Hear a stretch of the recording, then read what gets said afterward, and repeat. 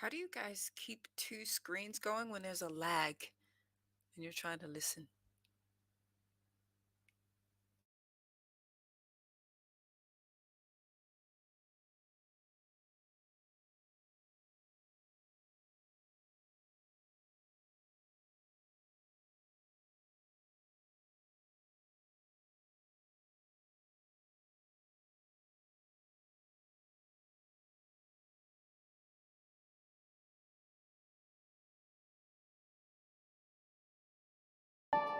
Space, the final frontier.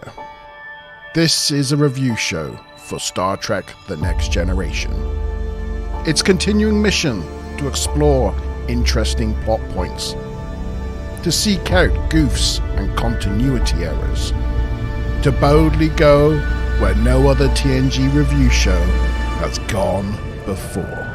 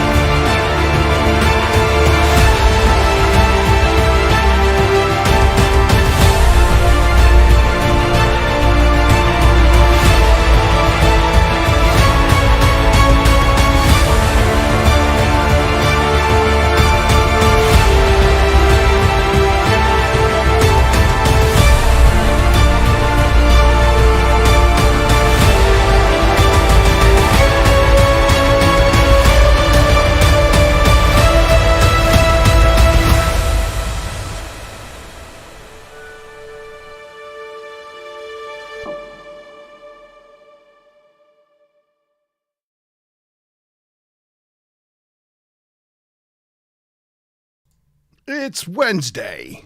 It's 8 o'clock.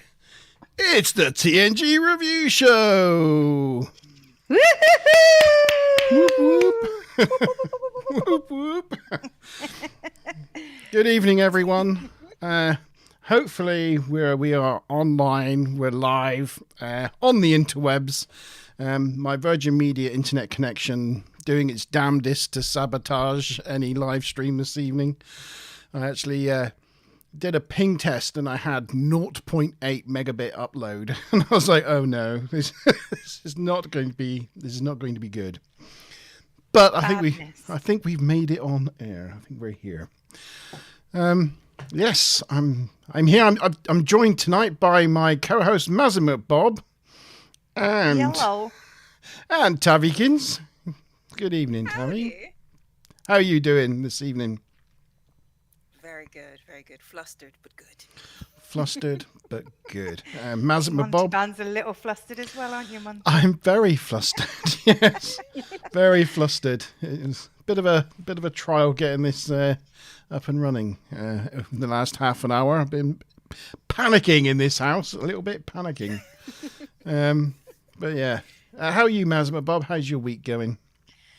Yeah, it's going fine. Just the usual. Weather's better this week, which is nice. But yeah, just before this, it was getting to like 2 minutes to 8. I'm thinking either I clicked the wrong link or he's not ready, or yeah, it was a bit of panic stations. But we're here. Yay! Yeah, it was panicking. But if it all starts going Pete Tong, It is what it is. There's not a lot I can do about it, but we'll just have to just bear with us. we'll try to get it back up and running if it drops off. But yes, good evening everyone in chat. Obviously we've got Savannah there. Stu Plum, good evening to you, sir. Ruth, good evening to you. Hello, welcome on board. Mickey, always good to see you. Crystal Karen's not going to be here this evening. I've had apologies. So she's out this evening, I think, at the cinema. Smiler Rainbow, my ever-suffering wrench. There she is. Keeping you in order. Sean. Did I not see Sean? Has he started singing yet? Well, he said, back in the academy, we start every stream with a song. Back in the academy, we started every stream with a song. Yes. Yes. So we're here. We're putting another episode of Star Trek: The Next Generation into the vault this evening, consigning it to the vault, and that episode is Future Imperfect. So hopefully we're all on board with our sort of book club. Everybody's been doing their homework, seen the episode. If you haven't, we're going to run through it anyway and tell you all about it. But yeah, Ruth seemed really excited. She was like, I'm going to go home, watch the episode, and then relax and chill out and chat about it with a bunch of people. It's like, what better way to spend a Wednesday evening? Yeah. Oh, Best way. Good evening, Subspace Chatter as well. Good evening to you. Yeah. So Future Imperfect. It's episode 8 of season 4 of TNG. It's production number 40274-182, and it first aired on the 12th of November 1990. It was the 81st episode to be both produced and released, and it was written by J. Larry Carroll and David Bennett Caron, who were both story editors for season 4. But this is their only writing credit, I believe. I don't know if you know anything about them, Miles. Well, just that the team basically came in and said it was Brannon Braga who was saying it was like quite a bizarre and one of the fastest reaction pitches they've ever had, because they said, we've got a story where Riker wakes up from an accident 15 years in the future. He's got a son, is the captain of the Enterprise, and has no idea what happened. And they were like, stop, we'll buy it. It is a good concept. Cool. Isn't it? It is a good concept. Yes, it is a really good concept. Yes. Any relation to Gordon Bennett? Gordon Bennett, I believe, was a racing... David Bennett Caron, isn't it? So, yeah, it's like it's not exactly double-barreled, but... I believe Gordon Bennett was a racing driver back in, like, the 1920s or something, when cars became a thing. And that's why when someone goes by fast, like us British people, we go, oh, Gordon Bennett. Apparently. That's where I've heard Gordon Bennett comes from. If anybody believes that's incorrect, then let me know. It was directed by... Sorry, I was going to say, Ruth is saying, so 1990 isn't one of the answers then. That's the only bit I've revised. You'll find out, Ruth, that we do multiple choice generally. So you've got a good shot at a blind guess anyway, but they're not normally too hard, so you should be okay. Pretty easy questions this evening. It's just multiple choice, A to D, 4 options. I've kept it pretty standard tonight because I was running out of time. But I've even made myself a new score sheet because it was so difficult trying to write everything down and keep track. So I'm trying to make myself a little more efficient. Well done, Mazamet Bob, putting in the effort there. I know, effort. I love a spreadsheet. Putting in the effort. Like it. I've made sure to keep all of my cheeky comments ready. But a little behaved. Behaved. No, don't behave. Don't be behaved. The episode was directed by Les Lando. We've talked about him numerous times. This is the 22nd of 34 TNG episodes he directed. The last one being Family. Who wants to see the trailer again?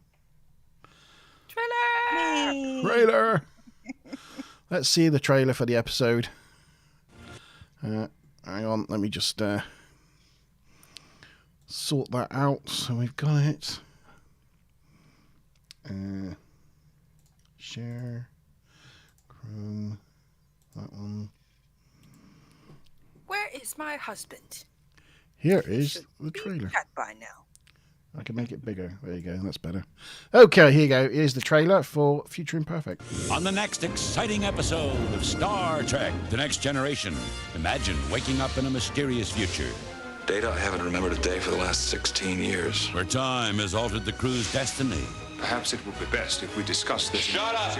Is it a Romulan He's wanted trap to say that for sabotage the years. Enterprise? Shall we end this charade? Or an endless nightmare with no escape? Find out on Star Trek The Next Generation.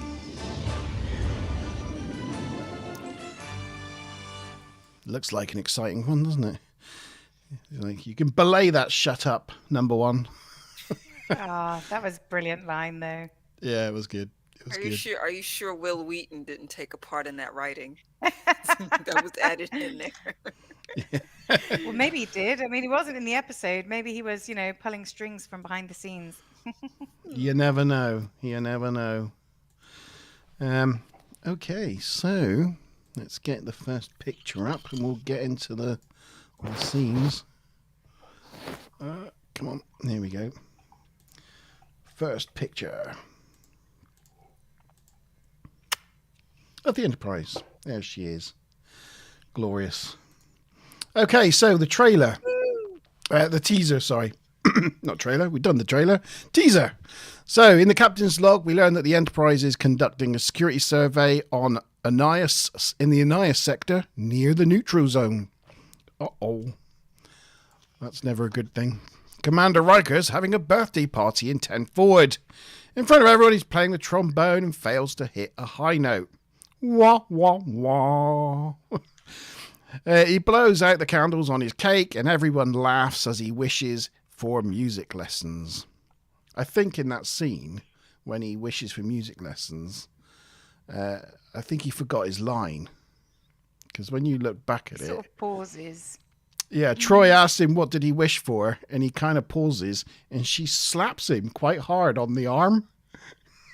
And he goes, music lessons, because he just remembered what his line was.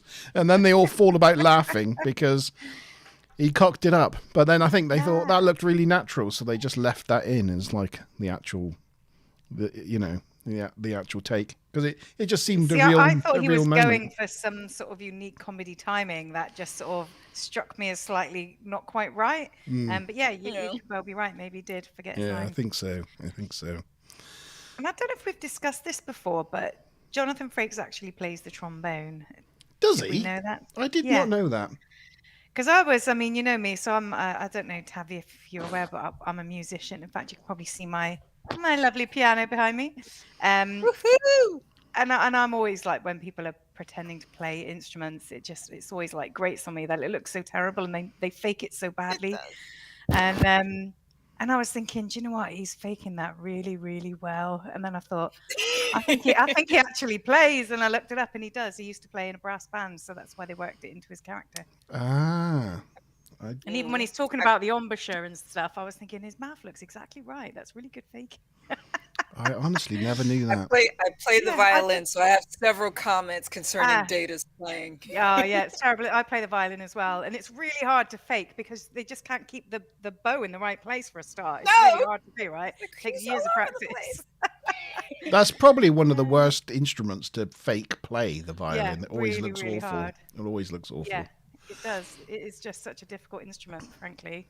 I think Data's played the violin a couple of times, hasn't he? And it never looks awful. Yeah.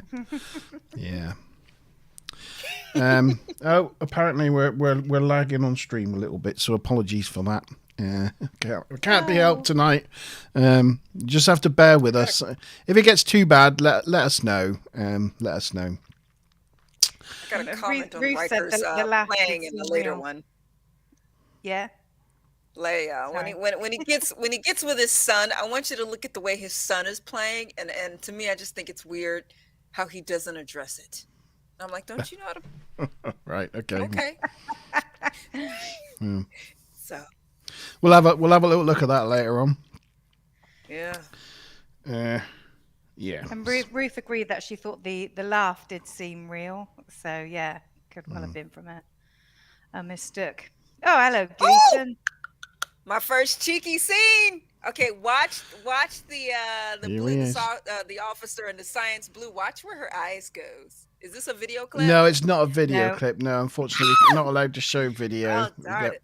We get flagged for copyright if we show video. So yeah. She stares at Data's butt, does she? She gets no. I thought she was staring at Data's behind. It was obvious too. She looked down there hard, but her line of sight is after that Picard booty. Oh, Is that what she's looking for? Wow. Yeah, but I'm like, all right. But I would have been checking out Data's. Okay. I would have kicked off the bridge ages ago. So Picard and Data go to leave the bridge and join Will's party, but Ensign Gleason here in the yellow shirt detects some unusual subspace frequencies. The source is determined to be coming from an M-class but uninhabited planet of Alpha Annius 3, near the Romulan neutral zone. Picard mentions a rumour about a secret Romulan base in this sector. We go back down to the party, and they're tucking into Riker's cake. And it's just interesting to see that they've been taking nice, neat slices out of the cake on this side, except for in front of Worf, where there's a random chunk missing. So There's always that person. There's always that, but I'm assuming it's Worf just randomly took a slice out of the middle of the cake, which I just thought was quite funny, quite a funny thing. But question number 1. What sector is the Enterprise surveying? Is it A, the Tobias sector, B, the Annius sector, C, Omicron 30 sector, or D, sector 001? So a nice easy one to start off with. Where are we at the moment with the Enterprise? Are we in the Tobias sector, the Annius sector, Omicron 30, or sector 001? A, B, C, or D? Picard apologizes for interrupting the party and orders Riker to the bridge. There he asks him to lead an away team to investigate whether the Romulans are involved. Riker, Worf and LaForge go and beam down to the surface. There we have the surface, which is a nice matte painting of a big cavern. I'm guessing, Maria, that this Maz, that this is the standard Planet Hell set with the stepped. Yep. It didn't say that in any of my trivs, but I just immediately wrote in my notes Planet Hell again. You can see where there's with a different map painting. There's the stream bit that comes down here over the bumpy rocks, and then there's these steps up here. It's obviously the same set, but with a map painting around it. Yeah. So, anyway, they find themselves in some caves, and Geordi reports that there are high levels of volcanic gas, but they'll be okay for a bit. They have problems contacting the Enterprise, though, and then the mission is aborted after the surface unexpectedly fills with methane gas, which is not a good thing. It must be smelly. It's not methane, it's methane. Methane. Oh, sorry, methane gas. Yeah, it must be. You can tell from Riker's face there that it probably smells really bad. Yeah. Do you think it was methane coming from Worf? That's got to be pretty bad, right? Maybe it's that big chunk of missing cake that came from the middle of the cake caused Worf to. Yeah. Okay, just from a military point of view, why would you go down to a volcanic planet with no sort of respiratory anything? Just show up. I know they read that down there. I just don't understand. Sean said the same thing. Who beams down to a planet and then checks that the air is breathable? They did that about 4 episodes ago as well, didn't they? Where they went down and then Data was like, "It looks like it's breathable," and we were like, "What? It's like, surely they've got scanners, right?" I mean, normally they go, "Oh, this is a M class with hydrogen and blah blah blah in the atmosphere." Like, it's not the sort of thing they find out later. They normally already know that. Yeah. Sorry, Smiler, I forgot to send you the questions. I've just shared the questions with you now. Apologies, I have done that. You should find it in your inbox. You did very well. Although, was Omicron really one of them? Oh, I was just thinking I was thinking more like COVID and Omicron variant, but yeah. Omicron. No, I'm thinking about Dr. Soul. Yeah, it was Omicron was one of the options. Yeah. Thank you for that. Thank you for Omicron. Yep. The away team fall unconscious, and the transporter Chief Hubble tries to save them, beam them up, but informs Picard that there's too much interference to obtain a positive lock. And usually in Star Trek, we fade to white. Don't often get a fade to white. It's usually a fade to black, but we do get a fade to white. Riker awakens in the sick bay to Nurse Ogawa standing over him.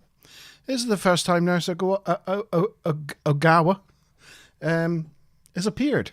And Yes. she's, sort of Beverly's right-hand nurse. she makes many appearances now from now on, but this is the first time we ever see her in Star Trek The Next Generation. She actually appears 16 times in total in 2 films. Beverly comes over, is happy that Riker remembers her, and asks him what else he remembers, calling him Captain. Riker looks in the mirror and sees that he has aged. Dun dun dun dun. And that's the end of the teaser. Did you have any other little Check out bits the of... com badges. Yeah, I know. Yeah. Yeah. They're pretty cool, aren't they? Pretty cool. I like these com badges. They're used a couple of times, I think, after this episode, but they're pretty cool. They make a lot of sense. You don't have to look at dots on people's necks and Yeah. stuff. Just like, I was going to say, to explain for those that don't know, so what they've got is the bars behind the sort of symbol are the rank insignia. So Beverly's actually got 4 there. The bottom one is black, which means she's like a commander or something. And captain rank would have 4 bars, so they no longer need these things. So yeah, it's a bit less jewelry and a fancier badge. I think they're pretty cool. However, they are pretty cool.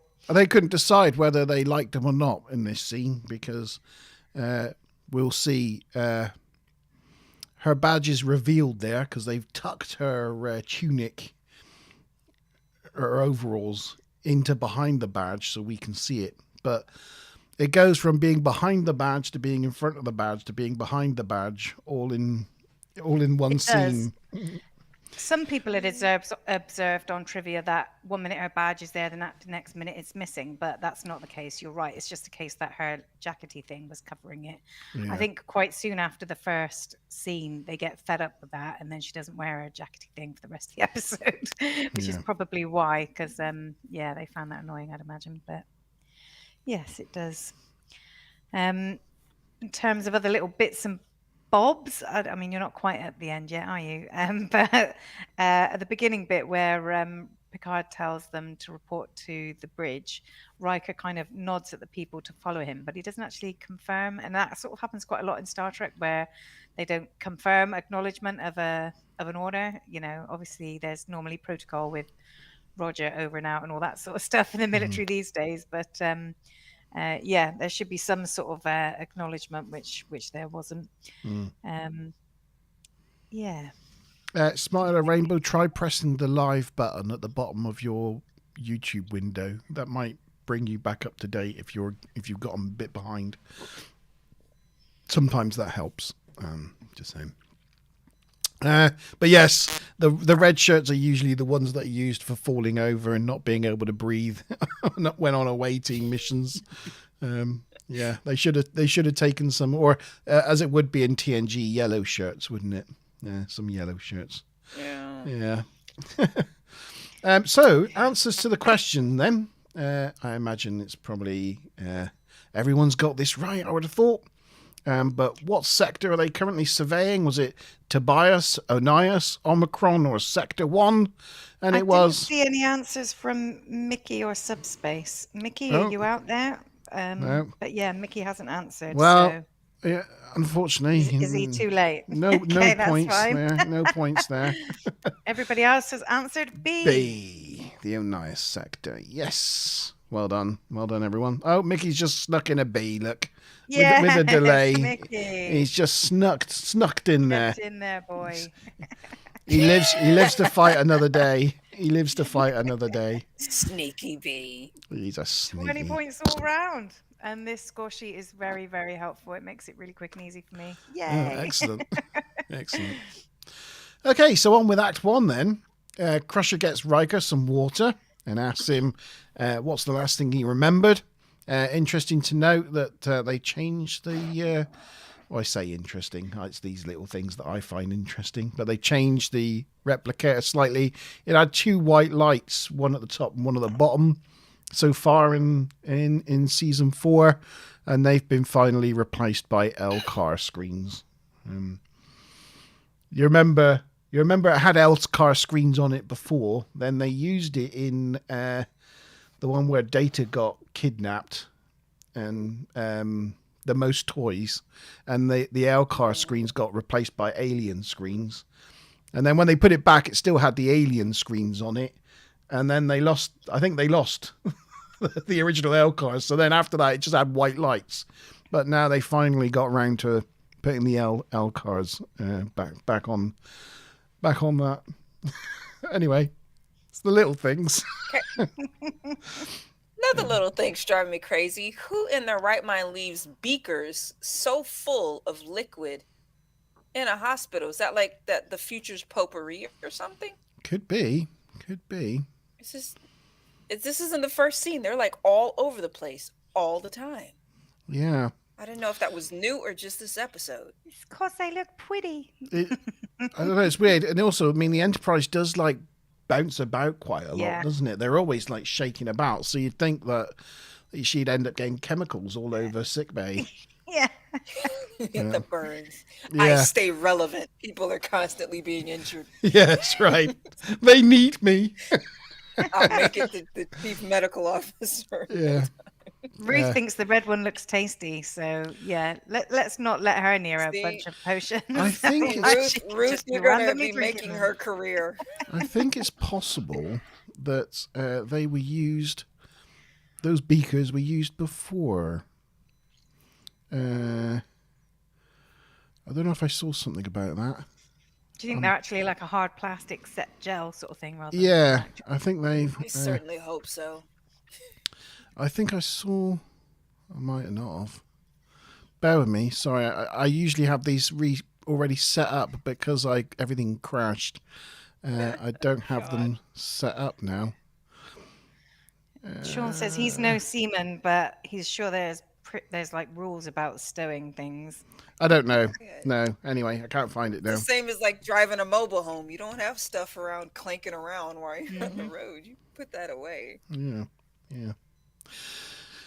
Right. Where was I? Oh, yes. So she gets him some water. Explains the last thing he remembers was being on Alpha Onias 3 when the gas escaped into the cave. And she states, well, that was 16 years ago. So he's lost 16 years of his life. Bad news for Will, really. She explains to him that he's recovering from Alterian Alterian encephalitis. He picked it up on that away mission all those years ago. This virus causes a form of amnesia and was reactivated 10 days ago, sending him into a coma and destroying his memories from the moment he contracted it.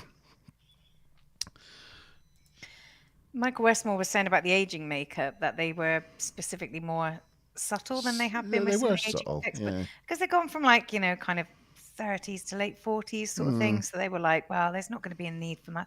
They also didn't want the whole cast to be like on the makeup couch for hours every single day.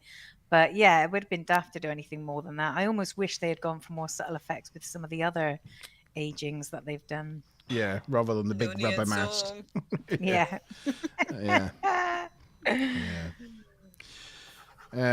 Alterian encephalitis.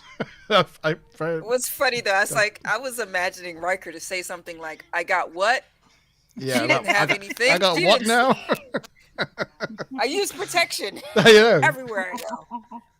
Oh dear. It's like, oh no, this is a regular one. He's been like, forget what I said. It was just one time. Oh, no. Riker tries to piece together what has happened in the last 16 years. since that away mission. He's now the captain of the Enterprise, a position he's held now for 9 years. Crusher suggests they try associational therapy to see if he can get those memories back. And Riker tells her he wants to get started as nothing is more familiar to him than the Enterprise. Crusher warns him, though, that in many cases, the memory loss is permanent. Sad times. Yeah, Riker has space herpes. Yep. That trombone song, by the way, was Misty by Errol Garner. Wah, wah, In wah, case wah, anybody wah, wah. wondered.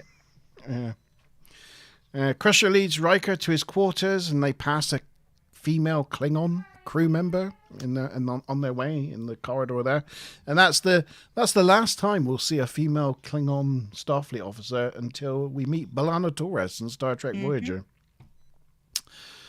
There's a lot of sort of prescient foreshadowing in this episode, actually. That's one. We'll cover off some of them as we go through, and I'll cover any that we miss at the end. But now Mazima Bob's helped you big time on question 2. They have new comm badges in this future reality. But how many bars did Beverly have on her comm badge?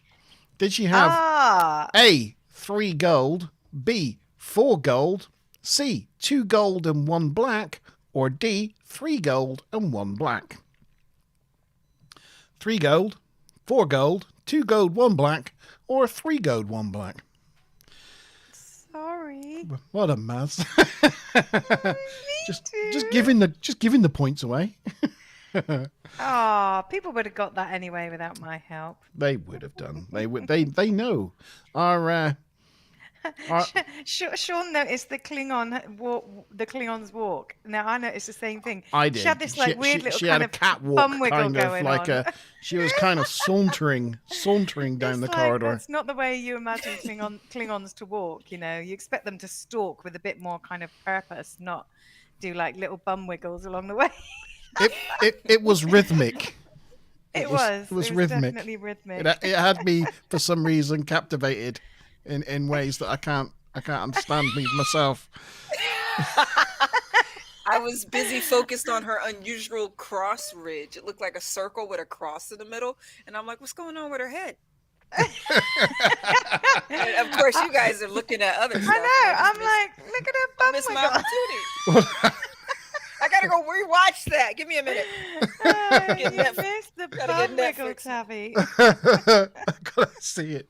I was stuck on Chick checking out Picard and not Data like she should have been. As you would, yes. Oh, by the way, I have some blood wine this evening. I have some blood plasma at the moment, but it'll turn into blood wine in a minute when I finish this glass. I have a Pepsi spritzer. It's nice as well because I've got one of my What's it a spritzer favourites. with? Got 19 Crimes, which I Spritzer really is when you like. take half Coca-Cola and half carbonated fruit-flavored bubbled water. Oh, It's quite nice, actually. Coca-Cola Spritzer. There you go. Nice. If anybody out there's got their own blood wine this evening, let us know. Let us know. Yes, indeed. Cloudy lemon cider for Sean. Very nice. Right. In the turbo Sean lift. was saying the extra might be the same check date as butt person, but no, because that was That was a human chick yeah, that was in a science officer suit. In a blue. and that was what is her name? Oh, Because I definitely would have wrote her up if I were a senior officer. it wasn't Gates. It was Ensign Gates. Oh, you even Yeah, knew. she's- Well, She's been in a lot It of was episodes. slick though. It was slick how she was looking at her screen and just turned around and checked. It was blatant too. that ensign Gates, was- I tell you. That's why she's still an ensign after 20 years. 20 years in Starfleet. Yeah, 60 years. It's Still an You know, ensign. I was fascinated watching her because she's sort of miming being at that panel working, and then when every time she'd had to look at the screen, she kind of had to. Because like the top of the thing Yeah. was here, and the screen, she had to sort of, and It's I'm really thinking awkward. that's really not very ergonomically designed, is it? Well, they've got chairs, I mean, but they don't use them. to her credit, she was acting as if she was really using it and really having to look at the screen, but it was just actually showing how terribly designed it was. Oh, yeah. Stuplum has his own homebrew IPA. Very nice. Very nice. Sean has a cloudy lemon cider. Also have a combined harvester, and he'll give us the key. Yay! Hey. A Wurzels. Yeah. In the turbo lift, Riker changes their destination to the bridge, as that will be the most likely location to jog his memories. He orders a turbo lift to the main bridge, but the computer stutters and tells him to repeat the command, which frustrates him. Crusher explains that LaForge is running a level 1 diagnostic due to malfunctioning processing attenuators. How does she know that? She's the chief medical officer. She just knows everything that's going on in this ship. She's been practicing that command knowledge, but she ain't going nowhere. But the apparently the doctor.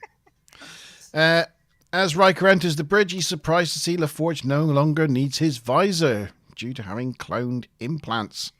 Data is now the first officer. What do you think of him there in his red outfit?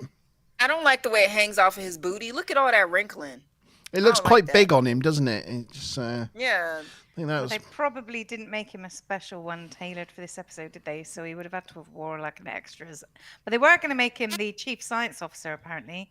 They tried him with a blue uniform, and it looked really gopping against his green skin, so they decided to make him first officer instead. But they wanted him to be a bit like Spock-like, a bit Spock-like, but no, it looked weird. Didn't work. Right. I'm sorry, hubby man, you're in here and you just got to listen to me. Just carry on about it. Because my first, I'm looking at this and it's complete perv. I go immediately to the ass. One of these days your hubby's going to turn up with short hair and green skin, and you're going to be like, "What have you done? Where's your beautiful beard?" It's just a bit. Yeah, it doesn't quite work with that uniform, does it? Some changes to the bridge for the future Enterprise. We've got these little orange panels on the back section. They've put these orange panels on the under tactical here, but they've put new labels on the doors. Yeah, I noticed that. And look like overhead compartments from an airplane. Yeah, they do. They do look like that, don't they? The things at the back there. There's new side panels instead of the lockers as well down the side. Yeah. Sean's saying this is one of 2 times that Data wears red. Is it? Yeah, the other one being was it commanding the Sutherland, or was it the alternate reality? Parallels? No. It was I thought I had it in my notes.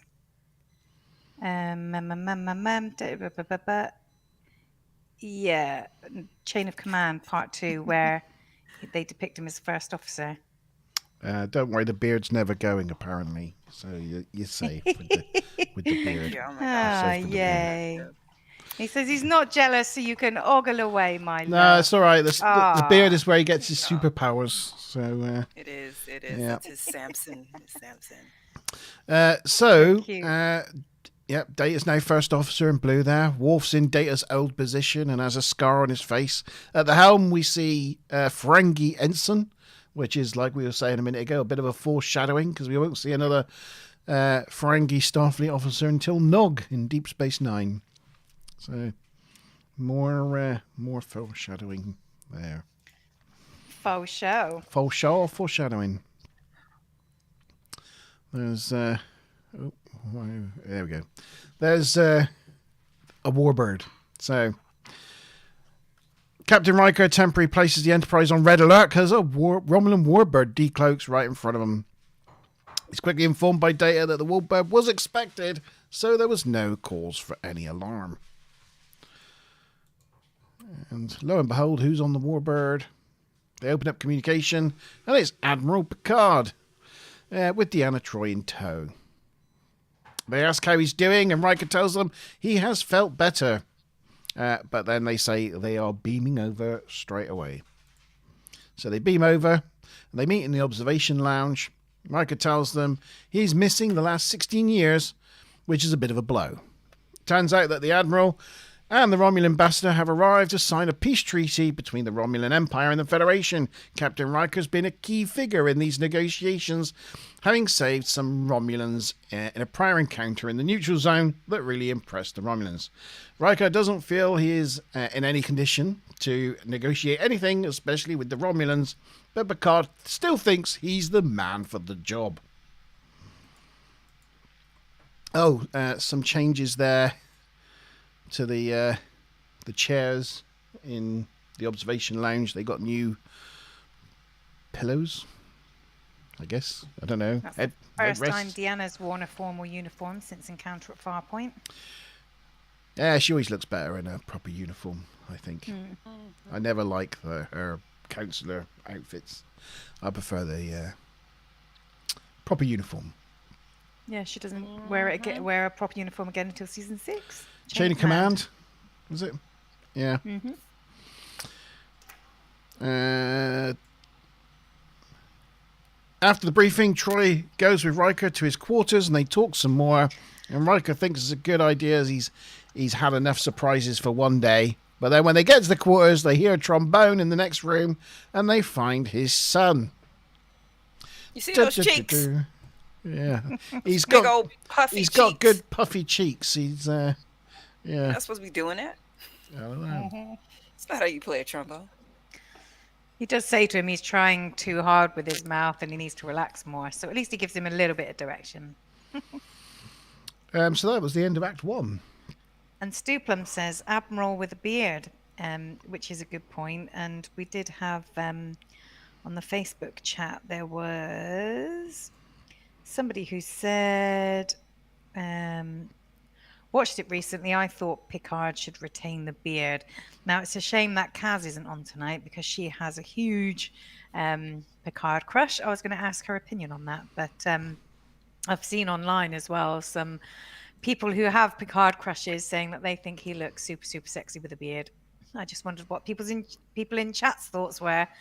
Do you reckon the beard should have stayed, or do you reckon he's better with a, face as smooth as an android's bottom, or whatever it is they say? I'm obviously in favour of the grey goatee look. He needs a full beard. His face looks weird because he's got like the sinister, like twist your mustache, like corded thing going on there. I think it gives him a slightly evil look. Yeah, he needs a full beard.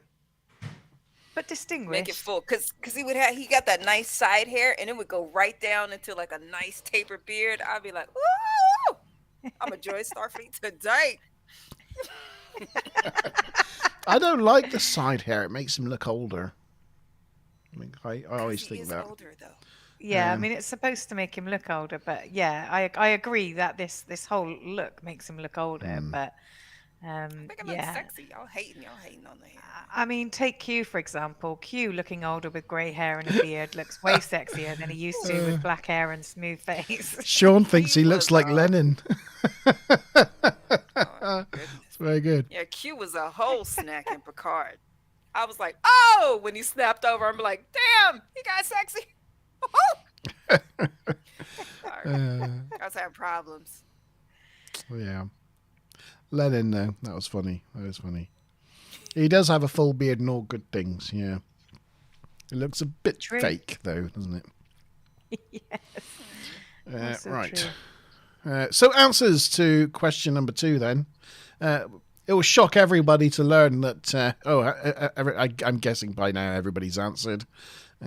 Hopefully. We have D's all round, except for subspace. Yes, D's all round. D's all round, because we did discuss the comm badges, and it was indeed 3 gold and 1 black. I thought I might trick people in people not noticing the black bar at the bottom. Pewter. It was pewter. Pewter, yes, pewter. But yeah, so yeah, well done everyone for getting it right again. It's very good. You are Sean knowledgeable. says, does the bedroom have no door? It looks like it, doesn't it? Yeah. Unless it's like a little foldy thing or something on the right-hand side there, but it looks pretty doorless. Not much privacy on the Enterprise D. And bearing in mind, this was Picard's quarters, so we know that is the only bedroom in in those quarters. So So they share a bedroom and have no door. I guess so. Close quarters. The Enterprise is massive, so you think they'd been able to like figure that out. They fix that out or something. Yeah, it's kind of weird. Okay, so act number 2. Riker's son, who is named Jean-Luc. I don't know. That doesn't seem right to me. Calling him Jean-Luc. Yeah, It's like it's too much. Too bromance. you don't name your son after your boss, do you? No. You might get on, but sure, there's I don't know. That it's never really stuck with me, that one. I almost named my a dog I got after my commander. He said it was honored so long as I'm not kicking the dog. I might say I don't know whether I'd be honoured on that or not. Sit. Beg. Beg. Beg, Dave. Yeah. Sorry, Dave. My boss isn't called Dave, so I don't know who I'm apologising to, but It used to be, though. a long time ago. Yeah. Yeah. Blah, blah, blah, blah, blah. Yes, so Jean-Luc, he starts talking about school, telling him about his day. However, it's clear that Riker doesn't remember him at all. Troy asks to talk to Riker alone. She explains she didn't tell him because Beverly said shocking him would maybe produce a better effect. He asked who the mother is, and Troy said she died 2 years ago in a shuttle accident. Troy says Min was an excellent captain's wife and ship's counselor. Min, eh? I don't like that title, captain's wife, and I'm like, is that a job? Oh, It's like Yeah. First Lady? I don't know. Yeah. it's kind of tacky though. It's I'm like, tacky. is the future Yeah, it doesn't belong in Star Trek, does it? That kind of thing. giving someone the title of wife? Like, okay, what does that have to do with? Yeah. Anyhow. Anywho. No, that's an interesting point. That's an interesting point. After Troy leaves, Riker has a brief exchange with Jean-Luc about his trombone playing and his puffy cheeks. Riker, or lack of. Puffy cheeks. I'm like, you didn't say nothing. No, he didn't say. He said something about his lips and not pushing too hard. Riker plays the piece he played earlier at his birthday party, but still messed up the high notes. Which is a bit of a surprise, really. You'd think after 16 years, Riker would have figured that one out. And I think Riker himself is a bit dismayed that he hasn't improved one bit.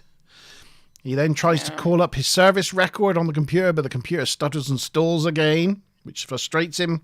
Picard then contacts him to say that he's needed for the negotiation with the Romulans. Does anybody know? This is just a little trivia. What's this? You know, I do. Yeah, of course. You know, am I naughty? I thought you might know what that is, Terry. We can say that's not going to give it away then, right? No, there's no question in that. Okay. So go on. I can say it. I want to say it. Go on. Go on. She did say it. I think it was at the same time as you were talking. Oh, sorry. I'm sorry. Horn again. I was excited. I'm sorry. Very excited. Is it a Horgan? Horgan. Yeah, Horgan. Horgan. Yeah. Horga. It sounds like a horny gun. Sorry. A horny gun. It's a horny gun. Sounds like horny gun. You've put a bit of Horgan, extra horny into that. Yeah, it's letting people know that they're down with the Jamaharo. Yeah. Sean said, does the bedroom not having any doors and only having one bedroom maybe should be a clue that not all is correct here? Yeah. Ruth was saying that. Sean was saying that's Yes. not exactly what you want living with a teenage boy. No. No. No, well done, Ruth. And Yeah. Sean. Yeah. Yeah. Ruth said that's the naughty Definitely. thing. This statue is the Yeah, naughty the- thing. Yeah. The little naughty statue. But maybe if he opens it, there'll be a nice gemmy thing inside it because apparently random people just leave big gemmy things inside of Horgans. Yeah, they do. They do. What episode was that in then, where they had the Jemmy thing and Picard picked up this present for That was Riker? Captain's Am I allowed holiday. Captain's holiday. Correct. Yeah. with Vash. I saw on one of the Facebook groups the other day, somebody had like a little Horgon head with a gem in it. I was like, oh, that's a pretty cool thing to have on your mantelpiece. Those would have been some good questions that I should have put. Yeah, I don't know. But I didn't. Like, I'm not even understanding why these so many questions. I know, sorry. I'm like, really? To be fair, they don't actually relate to this episode, so it's good that they are extra questions. Yeah, well, my next questions don't relate anything to this episode either, so... Okay, then. I was saying, that hasn't always been the standard. No. Pictures on walls and all kinds of crazy stuff. So, next picture. There we are. Riker goes with Troy and Picard to the transporter room to meet the ambassador and give him a tour of the ship. However, it's revealed that the ambassador is none other than Tomalok. Riker is surprised, as the last time the ambassador encountered the Enterprise at Nelvana 3, he stated he would take the Enterprise hull back to Romulus as a trophy. Troy privately tells him that was a long time ago and things have moved on. But question 3, what episode was it that Tomalok threatened to take the Enterprise back to Romulus as a trophy? What Enterprise? I know it. Was I it know it. A, the defector, I'm not going to B, answer quickly. the enemy, C, the battle, or D, the neutral zone? The defector, the enemy, the battle, or the neutral zone? A, B, C, or D? So, yeah. Who's going to answer first? That's the question. I'm not going to answer because I know it. I'll let other people answer first. There's Tomalok. We've talked about him before in the past. Andreas Katsoulas, Yeah, I didn't have time to even check it out. great actor. But yeah. otherwise known as Jakar on Babylon 5. Babylon 5. Oh, my default is always to choose C if I don't know. Yeah, But I yeah, just that's always a good option. Did you know that he wasn't so comfortable with this role? No? Was it the I don't makeup? quite know what the issue was. No, I mean he's been, or at least this episode. Sorry, he's been Tomalok before, and he was only ever on the, on the screen, on the whatever communication screen, so you could only ever see sort of head and shoulders of him. And Knees and toes. apparently, Andreas Katsoulas said he wasn't so comfortable in this episode because he suddenly had to account for everything else. He didn't feel he had quite the support he needed. Nothing was sort of felt right with what he was doing, and he didn't want to recur in the role unless he just went back to being on the view screen. So I don't know quite what happened. It sounds like maybe there were some issues sort of backstage with cast and crew, and Maybe. maybe the makeup guys or something to do with the way they were like running the show. He didn't quite feel comfortable in this role, but I mean, it didn't come across. He certainly did well at it. He's a good presence and he's a great actor. So yeah. Yeah, his outfit does look a little silly when you look at him from head to toe when he stood on the bridge, because the trousers seem too short, so you can see his ankles. That's just the way they are, though. That's And Romulan. the Romulan Almost like tunic comforters. is really long, so it makes him look like he's got a really long body and then two and tiny really little short legs. But this is Romulan uniforms are ridiculous. At the end They of it. are. There's not much you can do about that, but I mean, look at those Yeah. shoulders. Duvet cover. That's it does. what It looks very quilted. Yeah, quilted. Yeah. But then maybe it is, as Ruth says, Tomalok is she's saying he's an important character, but maybe it's because he's not actually Tomalok. I don't know. He's playing like a make-believe version of himself. True. I know. Anyway, It's even a bit odd with Nurse Ogawa that she was in it, right? Because this was her first, first appearance, yeah. and apparently this world was supposed to have been created from Riker's memories, right? Oh, yeah. But somehow this little boy managed to know that Nurse Ogawa was going to be on the Enterprise at some future point. It seems a bit weird. Or maybe, I guess she's already on the Enterprise, but we She just is. haven't seen her. Yeah. That makes more sense. She was there all along. We just never saw her shift. She was in the night shift or whatever. Stuck on the night shift. That's why she was a nurse for 16 years, Sean. Yeah. Stuck on the night shift. Yeah, Because of course there's day and night on starships in space, right? there is, for whatever reason. Even when they go to the night shift, they put the lights down on the bridge. They go. So bizarre. And then when the day shift come on, they put the lights up. It's like, oh, you bastards. We had to sit here in darkness for the last 12 hours. God damn it. Those day shifters. Why would you do that? That messes with your circadian rhythm. So medically, that doesn't make any sense. No. Like if you have the ability to make your shift the daytime, your optimal circadian rhythm, why would you make it nighttime where your body thinks it's supposed to be sleeping? You'd have just all daytime shifts, wouldn't you? And but Yeah. anyway, there we go. Anyway, they're making their way to the bridge, all the whilst they're praising Riker on his diplomacy skills and telling him they couldn't have done it without him. And all the while, Riker's looking at him like not buying any of it. I mean, look at his face there. He's just looking at him with complete disdain. There you go. This is what I'm talking about. His legs. With Tom, He's Tom trying Lock- to show off his nice boots. This is what I was talking about with Tom Lock's yeah. outfit. You see, he's got like a really long body and then really short legs. I think it's the low crotch that really makes it look like he has short I was going to legs. say the same. Yeah. Anyway, Or else they would just look like those wide leg fun pants that people wear or whatever. yeah. Whew, data. Yes, subspace. Yes, it's like Chekhov in the Wrath of Khan, where Khan's like, "I never forget a face." Chekhov, isn't it? And Chekhov wasn't in TOS when the Khan in Space Seed, the episode Space Seed, when Khan Yeah. came on board. Chekhov wasn't in Star Trek yet. So there's always that little like gaff, but they just say Chekhov was there. He's just, you never saw him. He was just, somewhere else. Anyway, they reach the bridge and Riker asks to speak to Troy and Picard privately and expresses concerns with trusting Tomalak, giving the previous events. You can't touch his. Yeah, that's Tomalak there. Now they are in Riker's ready room.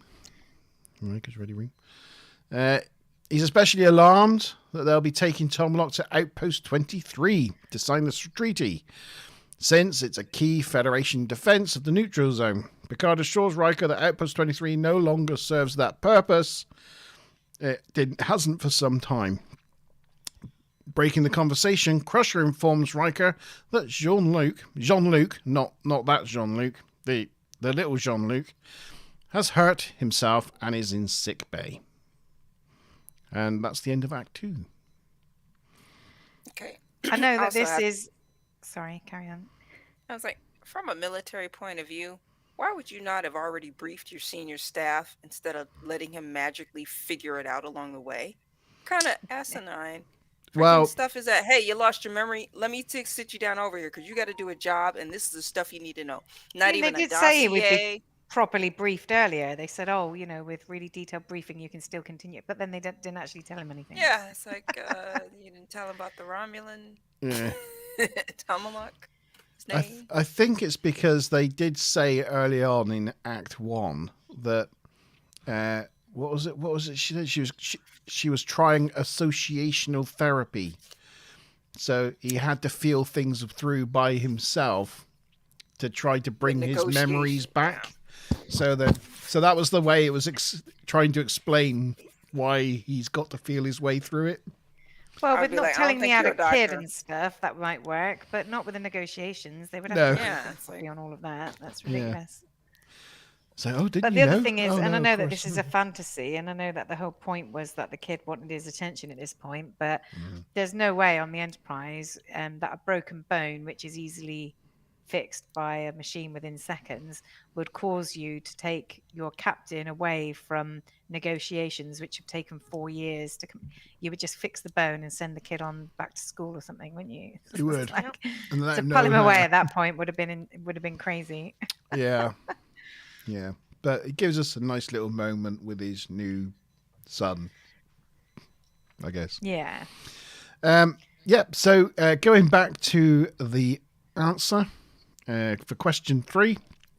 What episode did Gosh, there were Tomalak so many different answers.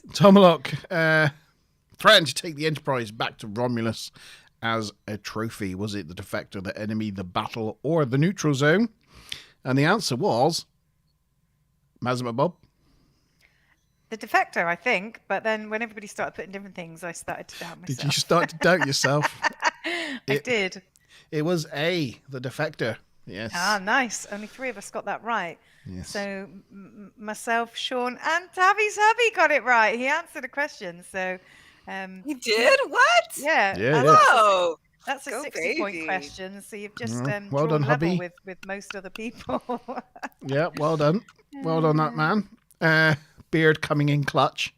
The enemy, of course, Tomlock was also in, but he didn't. It was the Defector that he threatened to take the Enterprise back. The battle in the neutral zone I just put there because I thought they sounded like episodes that it might be.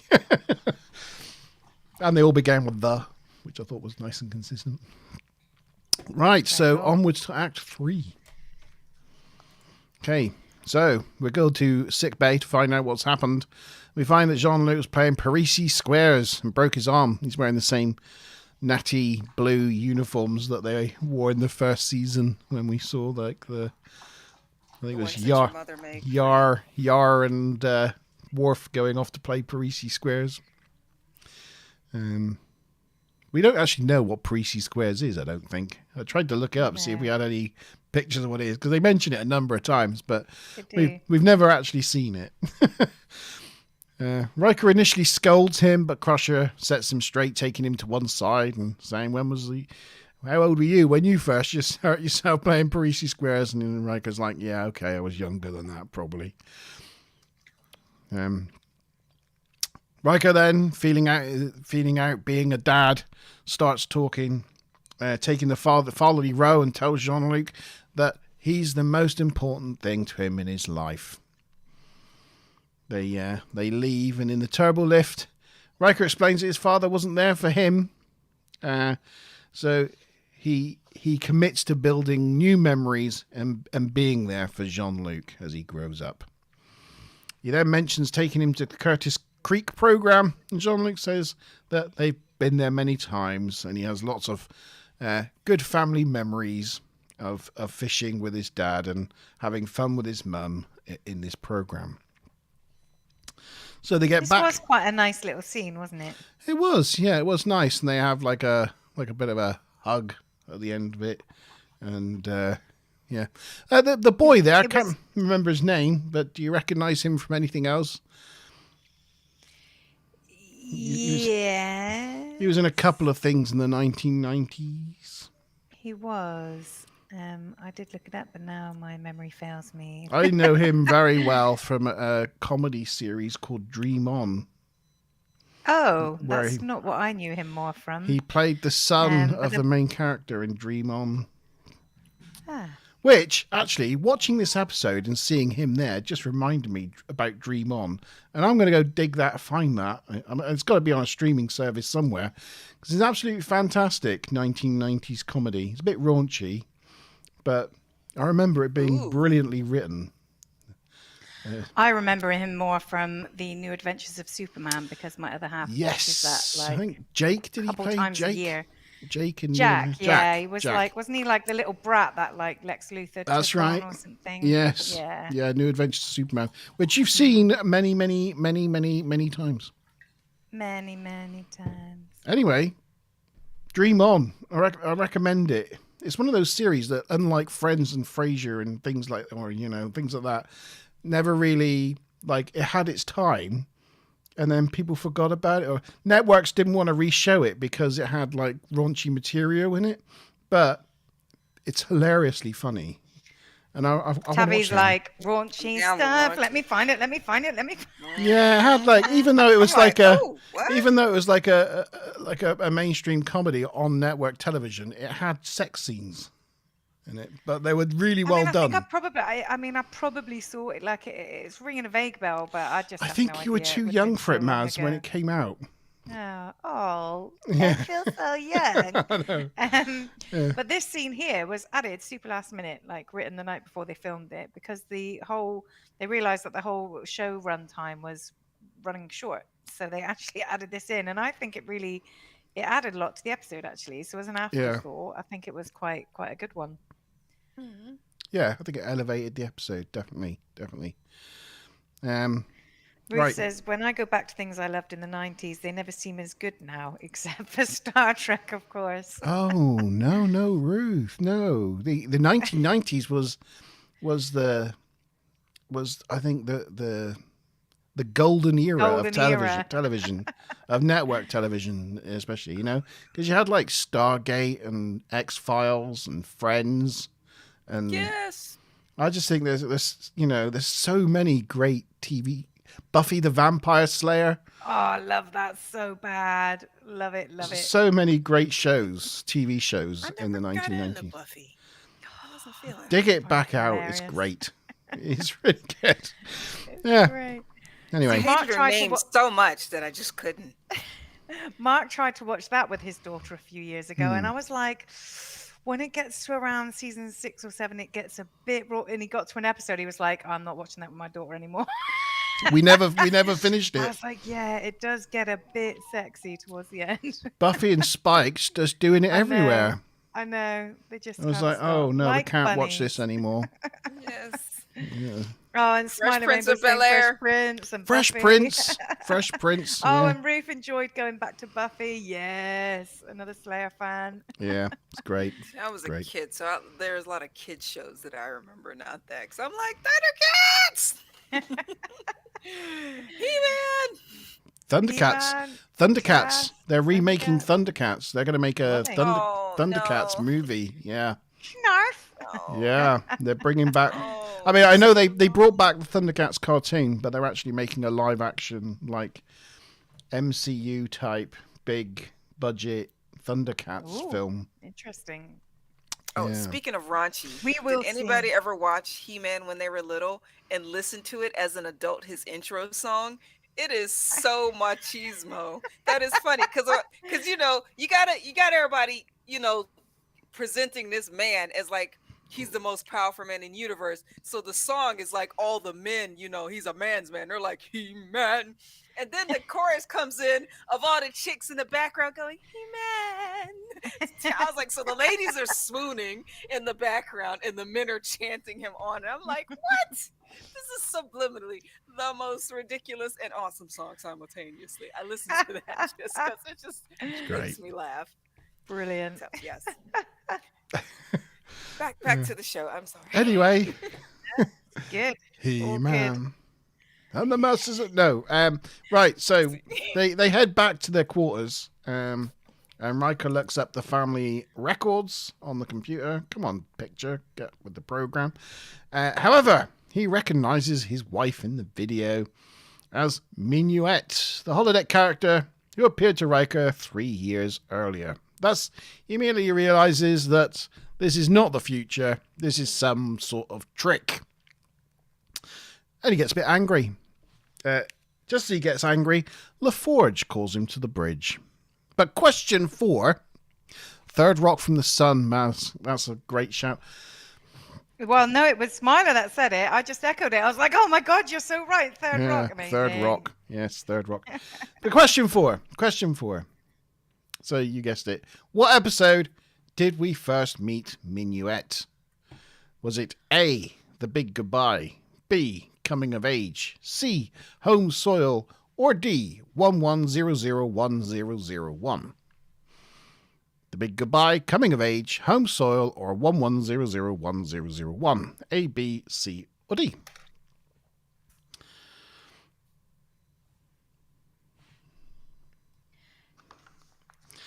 Get your I have so answers. much And trivia that I haven't said so far today, Let's see if I can just shoehorn one of them in there. Oh, now? when they were in... Well, I Okay. just thought there was a brief pause. All right, go on. then. Go on. When they were sort of talking about, the whole peace treaty and stuff, there was two things. One was, as Picard sat there, you can see like a fly buzzing around him. It's like, Oh, I didn't notice that. it's just quite a funny thing to see in the observation lounge, wherever they were. And then the other one is that they actually say that the reason why the whole peace treaty thing took off was because of the Romulan ship had like a problem with a warp coil or something, but they actually use like a little quantum singularity or something as their warp drives. They don't have warp coils. So yeah, you'd think, obviously it was either just a writing error or it was a the little boy simulation error, which you think Riker would have picked up on. Yeah. Very good. Smile of the rainbow there. Was the episode a minuet ago? Oh no, That's that one is worthy of Stuplum. It's almost a Stuplum-esque thing, isn't it? Yeah. Yes. Interestingly, as well, in this shot here, is not a big thing, but in Blu-ray, you can see the screws holding the panel on the wall. You're not supposed to be able to see those screws, and they never thought they'd be ever visible. But of course, now with HD and whatnot, you can now see the screws and things like that. But, yeah. Why wouldn't they have screws in the future? It seems sensible. Well, I don't think they have. They have self-sealing stem bolts, but I don't know where they have screws. They do indeed, and who knows what a self-sealing stem bolt is anyway? Who knows? Nog and Jake don't, that's for sure. No. It's weird seeing Geordie without his visor, isn't it? And this was obviously one of the other foreshadowing thingies around the fact that, in this, he's gone with cloned eyes. But in First Contact, his eyes are replaced with sort of technological implants. So that's another prescient thing with this episode. I think it's better that his eyes were replaced by like implants, because that's kind of like, whilst his disability, it's kind of like a superpower, isn't it? Because he can see through bulkheads. It's like and Cyclops. Yeah, it's kind of his like special thing. So if he just had clone eyes, he just becomes A normie. a normie like the rest of us. Muggle. Becomes a muggle. But with cybernetic implant eyes, he can get rid of his visor, but he's still got supersonic eye vision. Yeah.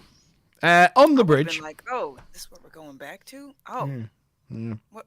How do you tell if there's a hole in the wall? Oh, I this know. is how you people live? Where's my visor? Where's my visor? Data's aura is gone. I can see like 6 colors. I used to be able to see like 300. Yeah. It's like, meh. On the bridge, Riker interrogates LaForge on why he shut down the warp engines. LaForge responds that he's discovered that the antimatter containment fields are fluctuating, and they have to we won't be able to bring the warp core back for a little bit. But he says, don't worry, it'll be no time at all, really. But Riker doesn't believe him. He questions him about the constant computer delays and the supposed diagnostic. And he's like, yeah, I've nearly fixed it. He goes, but it's been 30 hours. You never take more than 4 hours for that sort of thing. You're not capable of that level of incompetence, he rants. He's not very happy. Oh, no, that's not right. What are you doing there? Get over there. Picture. Right, next. Sean, have you answered the question yet? Sean and Mickey, I don't think I've got answers for you yet. Oh, yes. Answer the question. Next. Just saying. He demands Worf to remember the time where he received the battle scars on his face, to which Worf was unable to answer. And then he confronts his first officer, Data, who cannot complete computations as fast as the real Data would. In fact, Riker catches Data saying can't instead of cannot, even though Data does do that on occasion. He immediately calls him out for using the contraction. Picard then arrives on the bridge and interrupts the captain's tirade. Riker turns around and tells the Admiral to shut up. Which is it's a pretty good scene here where he just turns around and just goes to Picard, shut up. It's great. So many people on chat sites just go on about this, like best line of the episode, and you know how much they love it. It's great. It's class. He then informs everyone he's discovered the lie and demands to know the truth. Tomalak walks through the others and agrees that yes, correct. He then makes the Enterprise and all its people disappear as if they were holograms, and he's now stood in a Romulan holodeck. Do. And that's the end of Act 3. Is that beeping one of you guys, or is that beeping coming from me? I don't hear any beeping. I hear beeping. I think it must be Mazin McBob. It's like sort of Morse code. I don't know why. I don't know if maybe you could twiddle I don't know. I do hear a beep. I do hear a beep. I keep thinking it's like my washer or my dryer telling it's got a critical error or something. I'm like, what's going on? I can't tell where it's. Hang on. I'll try this right. Oh yeah, that's stopped. So Yeah. is you. Yeah. It definitely. I found a different headset just yesterday, and I thought maybe I'll try it tonight. I've got it here in a packet. Shall I try it? Put it You on. could try it. Try it. I don't know if there'll be any issues when I transfer from one to the other. but Smiler let's says there are 4 beeps. Nice one. Very good. Very good. Dear. I like that. This is many years old, so I don't know if it will work. Yeah. Okay. Well, whilst you're sorting that out, we'll go back to question 4 then. And it was We when again had a mix of answers. when did we first meet Minuet? Was it the big goodbye coming of age home soil or 11001001 A B C or D? What did we get then? We had some A's and B's We and had C's A, and D, D's. D, D, C, D, D, B. That's what I recorded. I so hear a bit of a blend. I hear mostly D's in that. It was mostly D's. Mostly D's. And unfortunately, for those people that said D, they got the points because it is Yay! 11001001. I was gonna say, was one number off, and I'm like, dang it! How would he give us? No. Yeah, there was those binary aliens set Riker the trap in holodeck of a perfectly crafted woman for him, and he couldn't resist her. We'll never hear from Maz and Bob again, I don't think. Oh no, yeah. So that every time I hear binary, it reminds me, of course, of the data meme that goes around where the Borg Queen is about to seduce him, and she says, "Data, talk dirty to me," and he's looking down at her in that scene, and he goes 11011011100111111. It makes me laugh every time because I'm like, Thank you, Subspace. Yeah, and Sean. Sean and Subspace, they're binars. Yes. They're binary people. You might need to, in StreamYard, Maz and Bob, go to your settings and make sure your mic selection is whatever you've just plugged in now. Okay.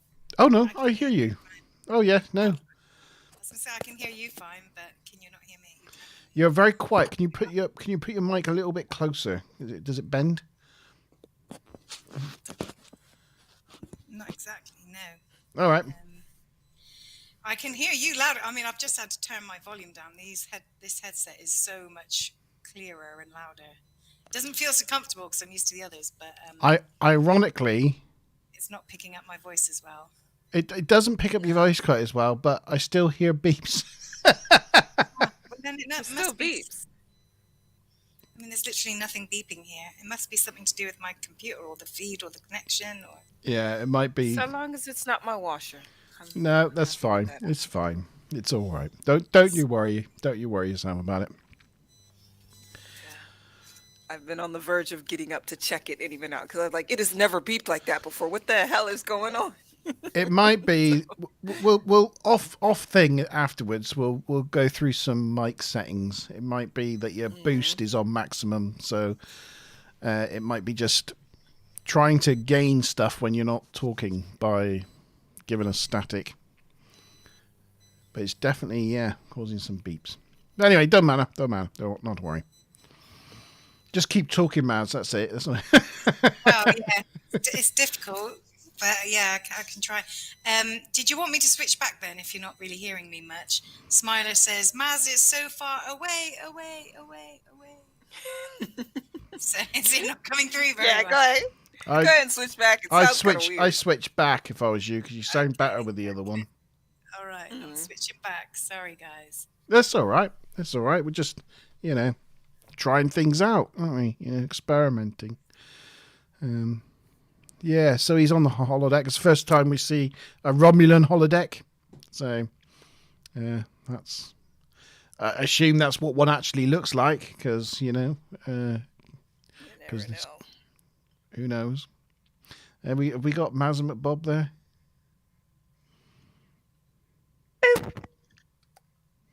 There you go. Am I back? You're back. You sound much better. That is much better. There we go. It was Chewy I the whole is time. back. You're back. Right. So the D's have it, right? Okay. Yeah, D's so, have it. I mean, we have. Okay, great. So, we have at the moment 2 people in the lead. Oh. Shockingly, I'm one of them. can't Myself be and right. Sean's. Yeah, myself and Sean so far have all the questions right. So we are on 200 points, closely followed by Stu Plum and Tavi with 140. You guys just got one question wrong so far.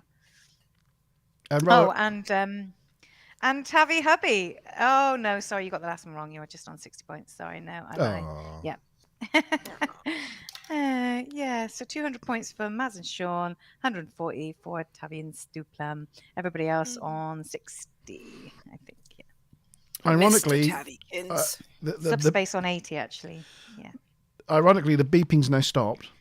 Oh. I don't know. Oh, well, there you go. By swapping and swapping back, it seems to have fixed the problem. So, Intermittent. yeah. Was Okay. there any other trivia or anything for Act 3 that we didn't go over? Yeah, there's plenty of stuff I haven't gone over, but just to did that one. Yes, we did actually get to this. It was a little thing, but you said earlier how it was amazing that Dr. Crusher knew about processing attenuators and stuff. Well, funnily enough, when just before this, when Riker has his little, and you tell me the square root of 9 or whatever. Yes. When he had his little sort of thing on the bridge, he turned round to the forge and said, since when does it take you so long to do a processing accelerator? So he didn't even say the same thing. So apparently Crusher knows more about these things than Riker does. Yeah, it's not a surprise, really. Riker never knows No. what's going on, does he? And he also, I don't know if anybody was really paying that much attention to Riker's mouth, but he originally said, "Shall we end this charade?" Charade. And then they redubbed over it with the Americanized sort of pronunciation of charade. Right. But his mouth goes "ah" and his words go "ee." Yeah. You need to do a recount on Subspace's score, because he says he's only got 1 wrong so far. So, or he, she, or she. Oh, I don't want to I didn't genderize record- Subspace, but I didn't see any answers for the first 2 questions. I only thought that Subspace had answered the last 2 questions, so I will double check. do a recount. Yeah, sure thing. It may be that he only got 1 wrong, but missed the first Missed couple. 2, yeah. I Yeah. will double check. Sorry if I got it wrong. No.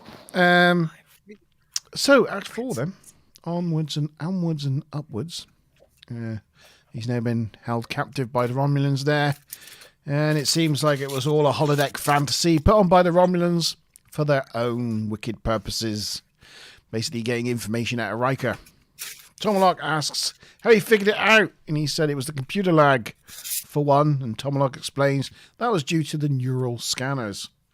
Riker informs him that Minuet is really a holodeck character, and Tomalak is surprised, since in Riker's mind she was quite real. Riker says it was part of a special program.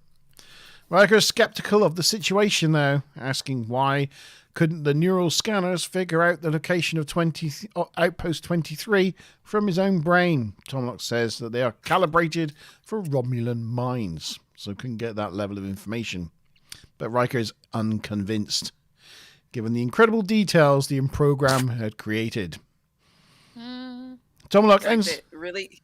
Yeah. Thinking, really, that's where the Romulans mess up? Oh, we got to plug up this whole system and put a human in it. It's only calibrated the Romulan brains. I just feel like it's like when they send that thing out into space in feet versus kilometers or whatever, and then it crashes. It's like, really? Yeah, that was Pathfinder, wasn't it? The European, I think it was the European space mission that splatted into Mars. But Tomalak ends the conversation and orders that Riker be taken away. There we see the, I think there's like the Jeffrey Tube corridor from season 1, and I think the Enterprise corridor is where Scotty banged his head in Star Trek V. Being reused here as Romulan corridors. Subspace was asking, are we guys in Starfleet International? Is that like, what's that, a club? Is that I don't know what that is. I don't know what that is. Can you tell us what that is, Subspace, by the way? Tell us And more. Subspace has confirmed that they weren't able to participate early in the program. So we had 2 earlier questions, but just for your information, we go up by points each time. So the first question is 20 points, then 40, then 60, then 80, then 100, and 120. So the first 2 questions were actually the least high score. So Yeah. you still got a good chance. That's why we do it that way, because we know people join, so we give the later questions bigger scoring. Give you all a chance there. Yeah, give you all a chance. Smiler's reposted the first 2 questions for you to have a stab at. So, there you go. Be cool. We see a panel here from Modern Props that's been used in a number of episodes where it was like in the background of labs and things. It looks very not Romulan.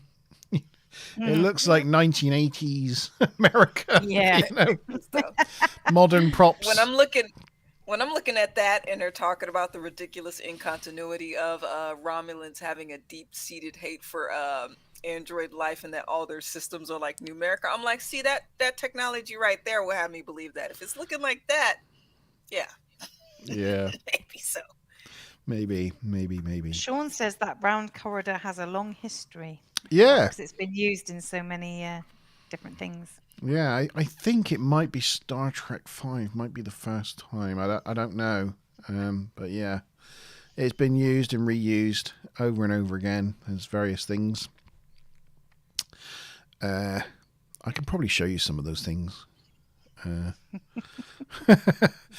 Yeah, as soon as you ask, Sean. As soon as you ask. Subspace says Starfleet International is the oldest Star Trek fan club in the world. There it Then is. no, I'm definitely not part of that, I'm afraid, but it sounds like something I should Oh, join. yeah, definitely. There it is as a Jeffries tube. In The Hunted, there it is again in Sins of a Father as I think it maybe a Klingon corridor. It's used. The modern props, this thing that we were talking about here it is in the background of Star Trek II, The Wrath of Khan, in the Genesis lab. So it was one of these panels here. So yeah, that modern prop's been around. I think it was used in Night. It was one of those things that was used in Knight Rider as well in the truck. So yeah, been around.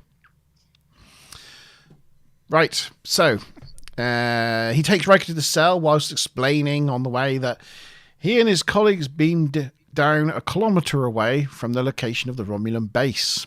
The Forge and Worf were allowed to beam back to the Enterprise, which has now left the area, leaving Riker alone. He takes Riker to a cell while... no, I've just read that. In the cell, he sees the child, whose image was used as Riker's son. He's apparently been Boom mic. There's a boom mic is in there a this boom scene. mic in this scene? Is there? Mm. In the Blu-ray version as well?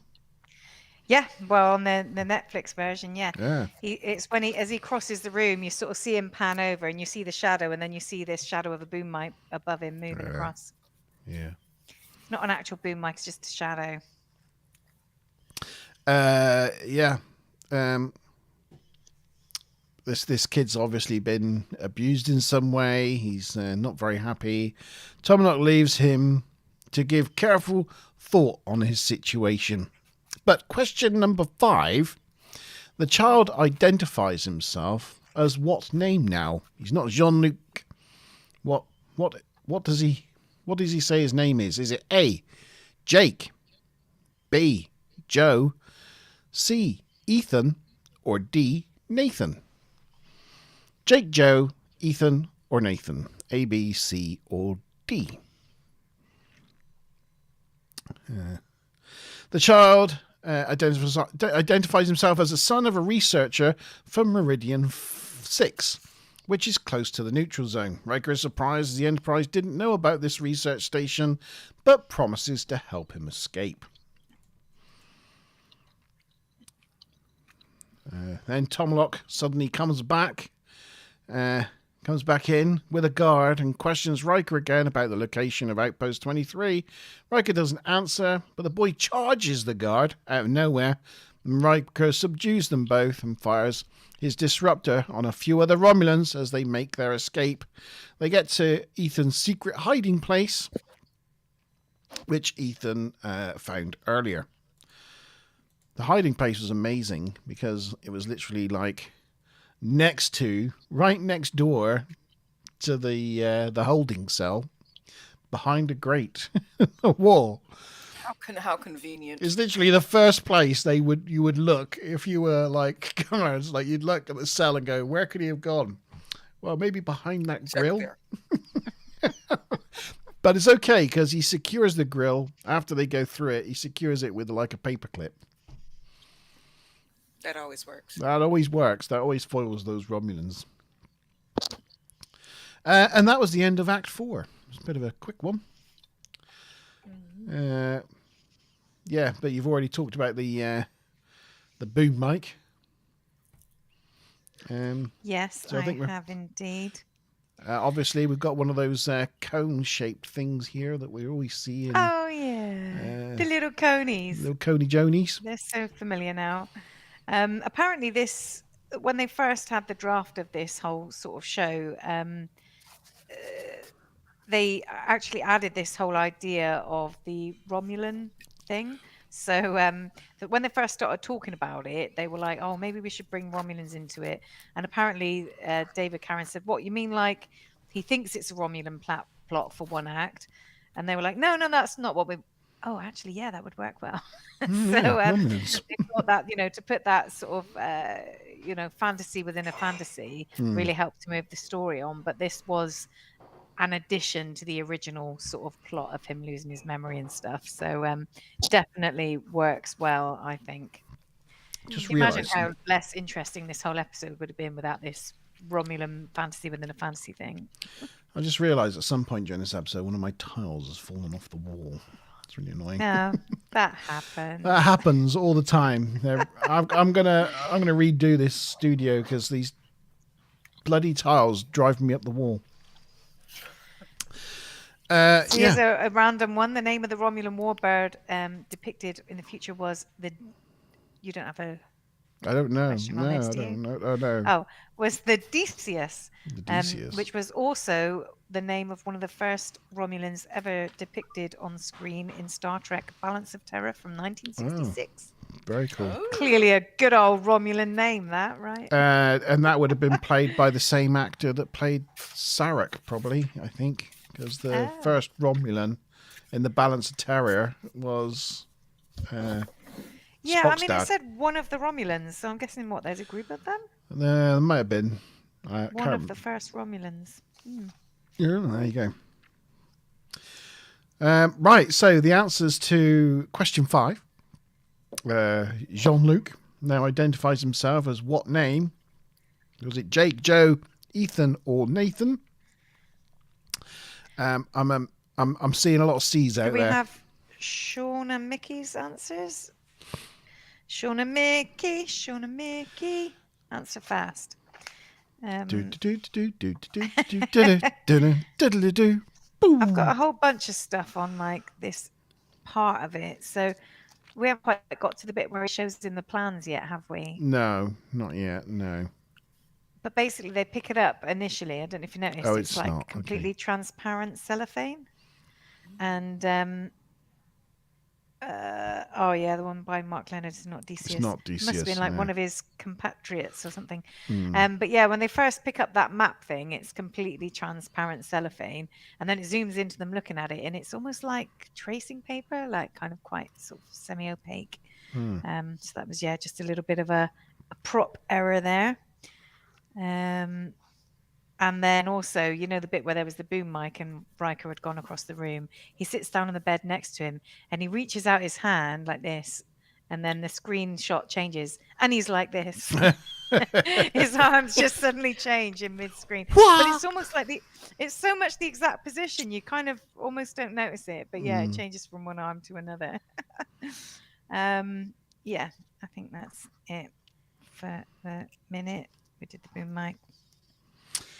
Oh, Mickey. Well, Sean. Mickey, where's your Sean, answers? no, we're going to have to go with the answers then. So Okay. it is C, Ethan. Yes. So well done on all you guys that put C in there. I didn't fool When you. all else fails, guess C. I had a feeling. Yeah. Yeah, all got it right. As we know, our live chat audience are really knowledgeable. They knew what the answers were. Act 5 then. Final act. We're at the end. We've done it. As we know, Romulans are foiled by paper clips holding grills in place because they literally chase them to the grate and go rattle, rattle, rattle. Oh, damn it. We can't. There's nothing we can do about this situation now. We don't have disruptors or anything. They use their scanners, but it doesn't tell them anything. So they leave. They just bugger off. Ethan says he heard earlier that the rocks in this area mask their scanners. Ethan takes Riker even further into the hiding place and shows him the map of the area. And he knows how many guards are in the different locations. Oh, I think Chewie just got onto Smiler Rainbow's keyboard there. Yeah, she let him put. She let the doggy put a message in chat. It says FVBGFCV. Aw. I couldn't have said it better Thanks, myself. Chewie. Was he trying to answer all of the questions? I think well, so. C was Check right it and out. B was right. There was no Yeah. V, I'm afraid. This episode, I've seen it twice in the past 24 hours. So, yeah. See Subspace. If you join us every week, it's a little bit like when Ruth sort of found out about this show yesterday, and she was like, "Oh, I'm going to go home, watch the episode, and then watch the show." So yeah, you watch the episode, come on here each week, and I mean, considering it's been 20 years, I mean, I wouldn't be able to answer any of these questions if it had been 20 years. It's a bit like a book So you're club. doing very well. You know, like in a It book is like a club where book everybody club. gets Yeah. together and they all go away and read a book Discuss and then it. come back together and discuss it. It's a bit like a book club. That's It is. what this is. But it's with TNG episodes. And you're on 200 points now, by the way, Subspace. So, Very good. Yeah, the points do escalate as the for questions go 20-year memory, that's pretty damn fine. Yeah. Yes. Ethan's just going to the shuttle bay and stealing a ship, but Riker says the best plan would be to reach the communication array and send a message to the Enterprise. Ethan immediately says that the array is protected by a voice imprint. And the only person who has access is Ambassador Tomalok. Riker catches this mistake, though, explaining that Tomalok is a Romulan captain, and he was only referred to an ambassador in the fake simulation, something he never told Ethan. Whoops. Yeah. To distract him, though, the Romulans then break in and demand Riker's weapon. Riker has realized that it is the boy who's behind everything and demands that this facade be brought to an end, refusing to play along any further in his fantasies. The Romulan base disappears, leaving Riker with Ethan in the cargo, in the large cave-like structure where we were earlier. Back on the Enterprise. Facade, like a charade, A right? charade. A charade facade. Facade? Charade? Facade. Facade? Yeah, No. it doesn't quite work. It doesn't work. With Doesn't work facade. that way, does it? Doesn't work that way around. Back on the Enterprise, they find his signal and successfully contact him. After confirming with Picard that LaForge and Worf have beamed up successfully to the Enterprise an hour ago, and they are all right, Riker turns to the boy. The boy reveals he was stranded there by his mother intentionally to save his life from invaders that killed all his people. He was then given the technology of a sophisticated holodeck to basically keep him company and look after him. She promised that she would return sometime later, but Riker notes that it's clearly she wasn't able to keep her promise. He has lured Riker into this because of his desperate loneliness. Riker sympathizes and offers to take him back to the Enterprise, telling him he doesn't need to be alone anymore. Very cute. Okay. First of all, okay, you don't understand the time differences and how that child perceives time. So for Riker to come there not knowing when he was left there, oh, she can't make it. I was like, what if she's around the corner?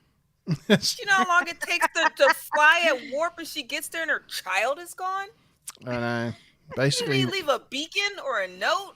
She'll just take somebody's kid. Riker just kidnaps him now and takes him away. See, this is why the Starfleet and the Federation of Planets keep ending up in these ridiculous situations. I'm like, did you this kid could have just been impatient. My kids are all the time talking about I can't wait that long. Though if he's, if you find a child that's been left on the planet all by themselves and is desperately, you're going to go save them, aren't you? You're not going to just wander off and leave them there all by themselves. You maybe that would be awesome. You maybe leave, like, look, you leave a note. You put a note in the cave, write on a post-it note and put it on the wall. So contact the Federation. We got your kid. Contact 0800 Federation. Option 4. Yeah. So. Get put on hold. Oh no. Yeah. So the boy then reveals his true identity as a kind of grey alien child thing called Barash. Here he is with his weird long fingers.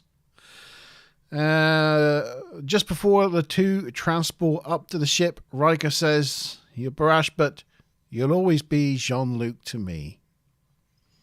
And they beam up, and that's the end of the episode. They continue on their journey, and I assume from now on, Riker has a insect grey alien child called Barash who he's looking after.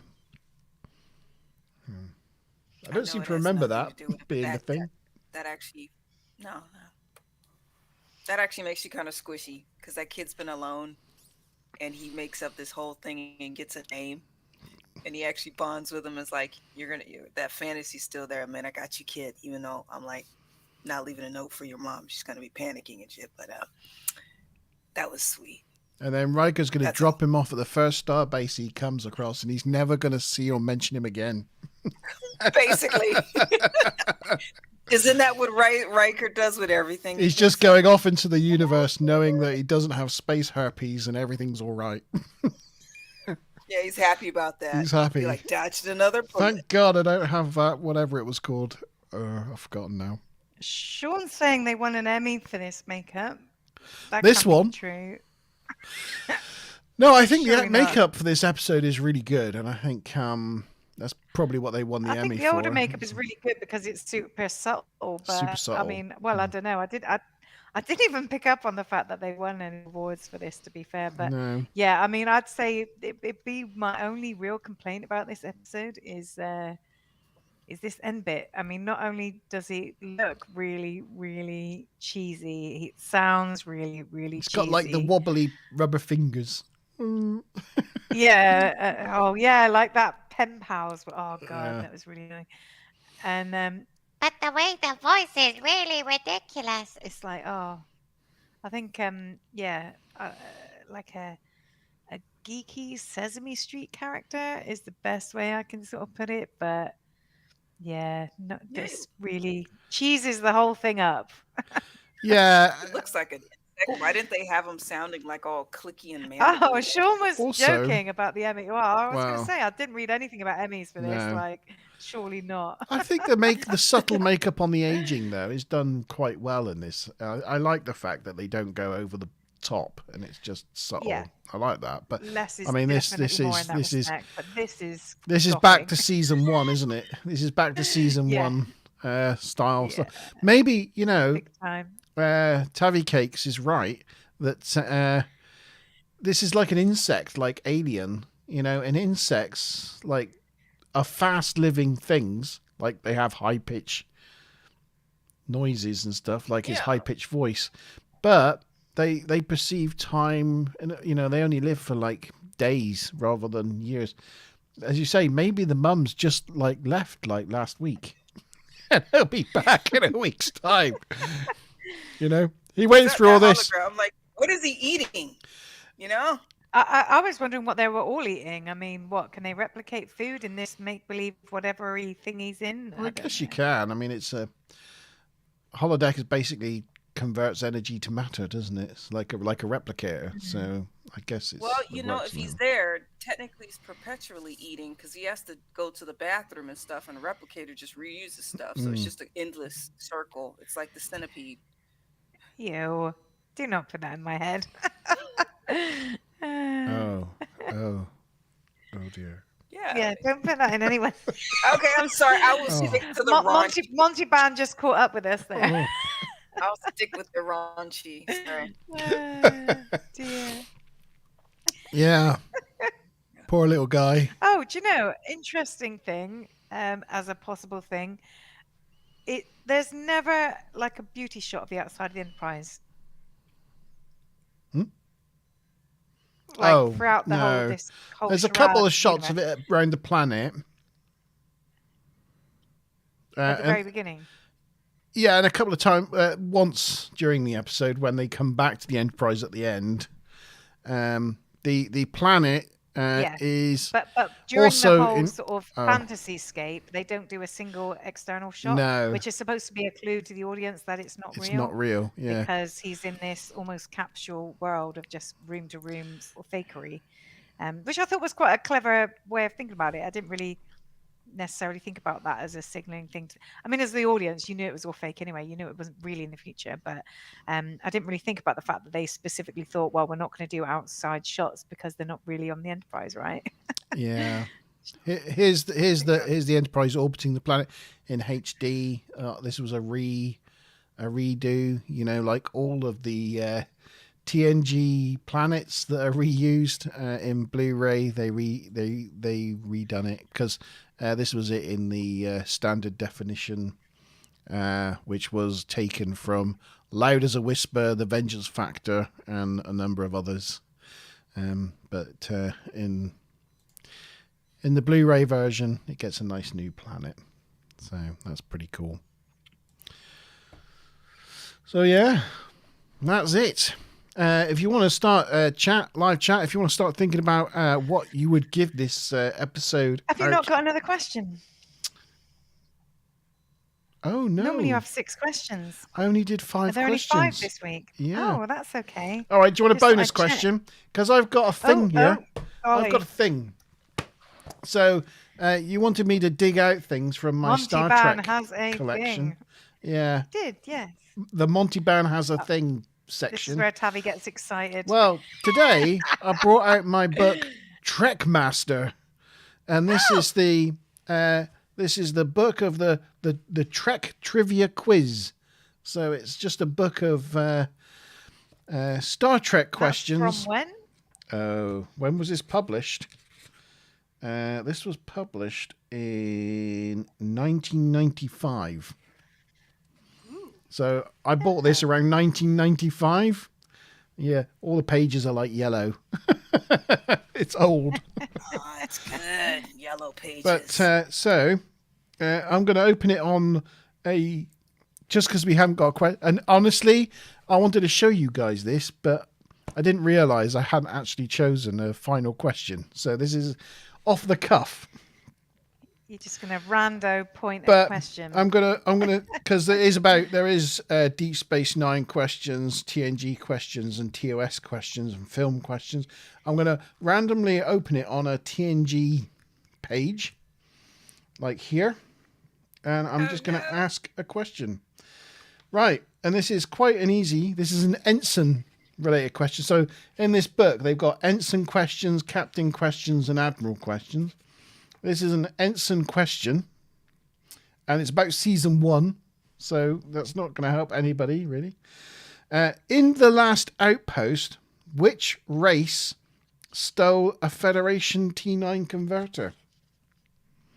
So, in The Last Outpost, which race stole a Federation T9 converter?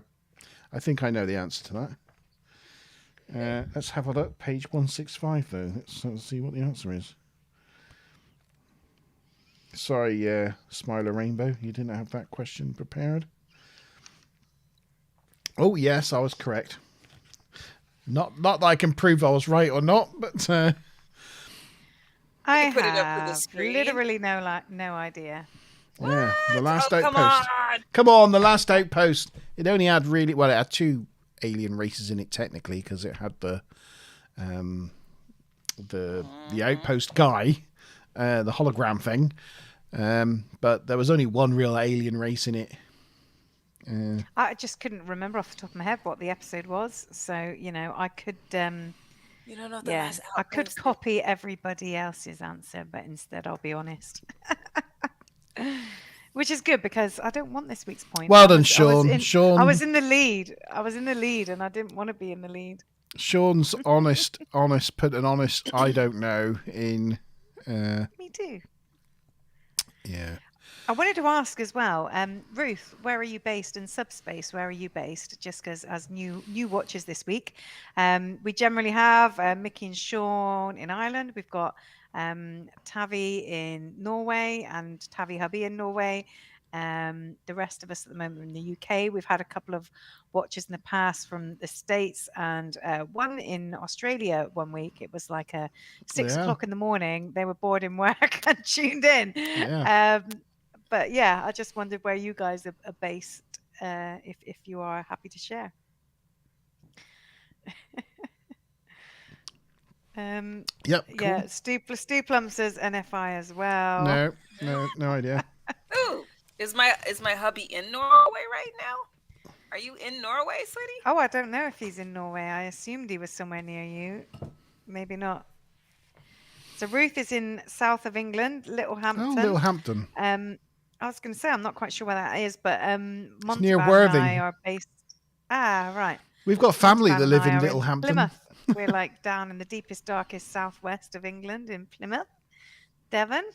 Yeah, Smiler Rainbow as family they live in Littlehampton. Ah, very cool. It's near Arundel. Ah, Arundel's very cool. Love it. And Subspace is in Aberdeen. Yay. Ah. So we've got England, Ireland, and Scotland represented now. We just need to get somebody from Wales, and then we've got Yeah. the whole of the sort of UK The whole plus of UK. covered. Very cool. Oh no, Tabby Hubby's in Sweden. Ah. That's cool. That's another country we got covered. Truck That's driving. Hmm. Okay. See, I've worked a bit in Denmark, but I haven't been to Sweden or Norway. So I feel a trip. I feel a trip coming to come and visit. Gotta do it. I'll take you to the one sci-fi shop in all of the country, and you'll be elated. And at the same time, you're going, "Oh, well, is that it?" You're like, "Yeah." I mean, from what I've heard about Norway, I'd be really excited just to go to a pub and pay like 20 quid for a shot of vodka or something, right? I don't know. Yes. We hear Oh my that God. alcohol prices are high. I don't know if that's true. Yeah, all the prices for things you need are high. Well, no, not really. You can get caviar in a toothpaste tube. Ah, yeah. But not a cucumber, right? That's more harder to come by. Caviar in a toothpaste tube. It is to the tube. Wow. I think I have some in the fridge. Certain things on tap, other things more difficult. Well, there you go. I had a friend from the States coming, and they were like, "Oh yeah, do you like this and this and this? We'll even get you some caviar." And they're like, "Whoa. I don't want you to go out of your way." And I'm like, "No, it's in a tube." Oh. I should have just kept the air that they were going to be spoiled, but nah. Well, Americans, they have cheese in a tube, so you can just it's take basically that. Cheese and caviar, squirt with both hands, and yeah.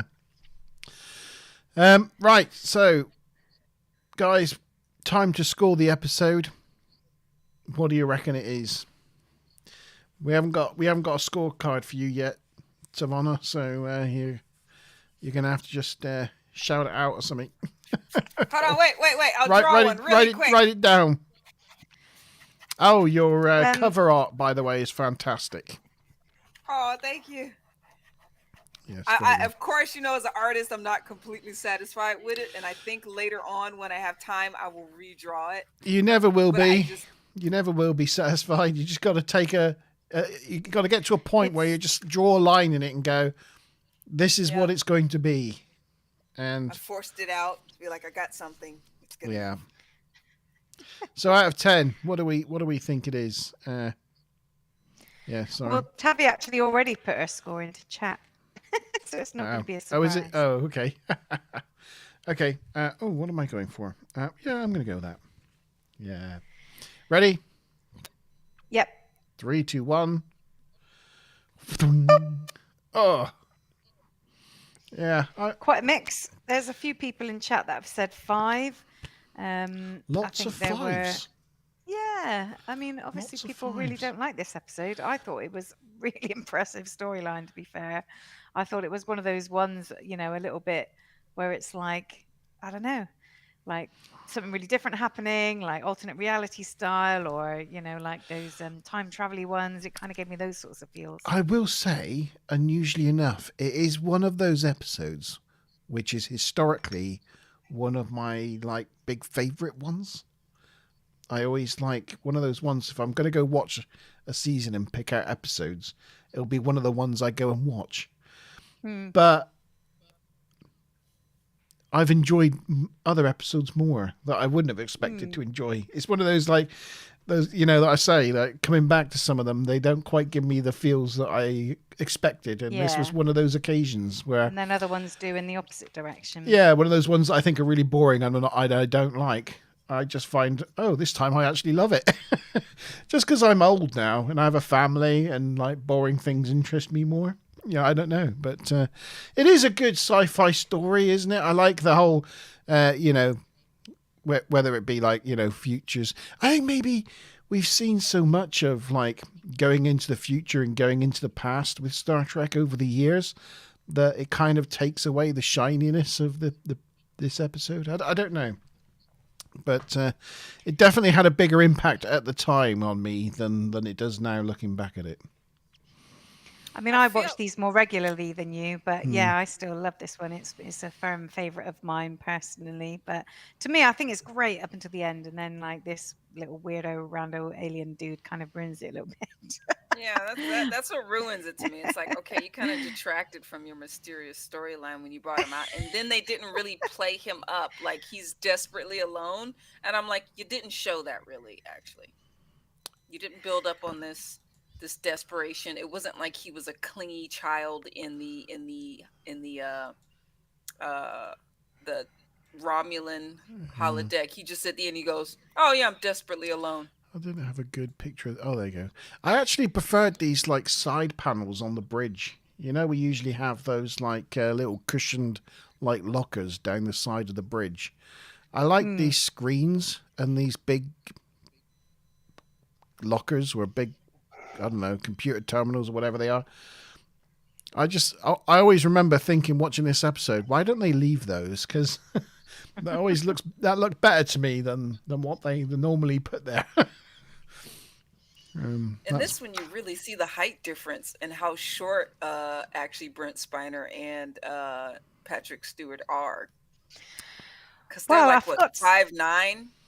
They're 5'9", or what? I don't know what that is in centimeters. Yeah, and Riker really looks tall. I mean, when he was sat down with a bent back on the sickbay bed at the beginning, he was still about half a foot taller than Nurse Agawa stood up. Yeah. It was like he was all folded up and bent over, and he was still tall. She looks tiny compared to him. Can I also have to say, Ruth's a big fan. Zoom in. Could you zoom in a little bit on Data, just to get some of that? Taking the weird look on his face. Is that better? Data. I have a Pinterest, an embarrassingly large Pinterest folder for lore. I just name it lore, but also Data photos are in there. It's reference photos. It's reference photos for your art, isn't it? That's what it is. That's what I tell myself. Research material I saw a pencil drawing on one of the Facebook groups this week, and I nearly tagged you in it, but I thought you can draw him yourself. You don't need to see other people's pencil drawings, but maybe you would like to. I don't know. I'll tag you in them in future. Is it the other guy? Is it like, what's the dude's name who does like nice portraits? Is it the portrait guy? Probably, yeah. I think I've seen quite a few of his pencil portraits. They're really detailed. They're really good. I saw him, but I think I made a comment. I made a says, comment to him, and he got like, oh, sorry. What'd you say, Sean? Sean says Data's giving off his big, fully functional android energy. He is at all times. Can't God. help that he brings the sex out in people. He just does. Right, here we go. Okay, so who was the winner of the quiz this week? Have you worked it out, Maz? Oh, sorry. Hello, Maz. Right. Come in. So, well, I don't know. Have you told me the answer to the last question? It was Ferengi, Oh, was it? it was Frank. Oh, sorry. Yeah, jeez, Christ. Yeah, sorry. Answer to the last question is Ferengi. Yeah. So, Subspace answered to Con. Was that the name of the Ferengi? I didn't know what that was in reference No, to. that's the name of the guy that they talked that to. was the Guardian. The Guardian. Yeah. Ah, right. Okay. So it was just Ruth and Tavi who got that right, correct? Sorry, I was. And Subspace. Subspace got it right as well. Looking back now. Ferengi. Subspace said Con. No, he said Ferengi before that, but he answered to Oh, Con when we right. were talking about the right. Guardian. Oh, yeah. We were talking Right, about Guardian, okay, so he's just with it, letting us Ferengi. know that the Guardian was called Tacon. So Okay. yeah, we had So it was just Tavona, Ruth, Subspace, Tavi, and Ruth. Subspace that got Yeah. it right. Okay. Yeah. Right. So that was 120 points. So that put Ruth onto 80. That put Tavi onto 360. Put Subspace onto 320. And I was in the lead with 300. So now Tavi was first with 360. Subspace was second with 320, and I was third with 300. So is that You're solidifying your silver place. you've got the silver place. I will I add think you need to though, add Ruth and Subspace on here. Subspace, Chatter, and Ruth I'm starting. Rice. My husband was. I'm sure if you join us again in future episodes, you will get your you'll get up on the wall then. If you watch the episode in advance of us, then Absolutely. advance of the show next week, then obviously it'll be fresh in your mind. We'll do the trailer for the next episode in a minute, but Subspace was just sharing that his dad is a big Trekkie, but gets frustrated with how predictable so many film and TV productions are. And the last time they watched this episode, it was with him, and he found the end completely unexpected. So it's really nice that like his dad sort of found this to be quite an original sort of story and stuff. Yeah. Which is very, very cool. Very cool. Could you do something for me? Absolutely. Oh, the audience average. Could you change my name to Tavykins in the spreadsheet? Tabbykins. I love it. I prefer that. You called it Tavy Cakes earlier, Monty Van. That Did was I? a new one. Tavy Yeah, that Cakes. was because I told him that. That was Tabby what Cakes- she said her nickname was. Tabby Oh, Cakes, Tabby. Tabby Cakes so was it's- her nickname. I used to bake and sell cupcakes. And so it's Smiler that's adopted the Tavykins then, and that's what's stuck. Tabbykins is her new nickname that's been I see. created Thank here. you, Smiler. Giving her another name. Cutest. Tabbykins. 20, Smiler says, "Yay, 30. Tabbykins." Yay. So we've got quite a range of scores in chat. We've got like it ranges from a 5 to a 10, but we've got 2 5s, a 6, an 8, and a 10. By my probably poor math skill, that makes 34, which divided by 5 gives an average of about 7. 7. Fantastic. Subspace is definitely watching the episode prior to the quiz next time. It's been fun. Oh, it's been fun having you. Thank you very much for coming. So we've got an average of 7.33, which is what am I doing? Which is pretty on par with a lot of the episodes this season, really. They They've been. It's quite a solid season in a way, isn't it? It Compared to is. the first couple of seasons. Suddenly Human and Legacy are kind of like the standout lower ones, I suppose. But Family, Brothers, Remember Me, Reunion, and Future Imperfect have all come out around the same sort Joint of score. second place. Yeah, give or take. Do we know what next week's episode is? Absolutely not. No, I'm going to have to do some quick investigation. Hang on, bear with me a minute. I can tell you. If Sarah's not an updated in this episode. Final mission. Oh, final mission. Final mission. No, there's not going to be a lot of data in this, I don't think. There's a lot of Picard, though. Kaz will be impressed if she joins us next week. It's final mission. Final mission. Not impressed. Trailer. No. Sorry. Here we go. Actually, no, we're not going to do it that way. Sorry, I've got to bear with me. I've got to stop sharing, and I've got to share it the other way just so Tavon and yourself can hear. Yay. Can hear it. There you go. Sorry, it puts a white border around us, but it's the way. Anyway, here we are. Brace yourself for impact. A gutsy test of survival on a desolate planet. Wesley! And a daring sacrifice. Wesley! Captain Picard? I may not make it. If he doesn't get water, He's never going to survive. I'm not gonna let you die. The courage to face death on the next exciting episode of Star Trek: The Next Generation. Wesley! Interesting. Yeah. There's some interesting scenes and effects there around the desert stuff that goes on. Yeah. I think I think Tavi Sab with the lack of data, right? Oh, Is that what that face is? You get That is that face. I'm trying to make the ugliest, most just ill-contented face I can. impossible for you, Tavi. That's Impossible. a sad face. Yeah. Karen will be happy. That's. I'm trying to look on the bright side. Yeah, 'cause, we'll have to make doesn't sure show Kaz up. is on next week. yeah. She doesn't show up. If she shows up, if she shows up. I don't know if I can make it next week, guys. I don't know. Oh, there's a roe deer in my backyard. Whoa, right outside my terrace. Oh, beautiful. I'm gonna cut all those weeds down. You better eat your fill. Hopefully you can make it. We keep our fingers crossed, and you. I can't. I was just being... soldier through your lack of data. You never know. I see. Oh, it's so painful. Wesley puts his phaser to get water mode there by the looks of things. So maybe a new phaser setting we'll see next week. That's always exciting. Oh, that was it. I had a pseudo raunchy question, in honor of Tavikins. Right. I was watching the episode of Voyager earlier, and Balana gets super, super mucky. She's been on like a Malon, one of those horrible places with all the contaminants. And she goes into the sonic shower, and you actually, for the first time, sort of see a sonic sort shower. of the stuff coming off her.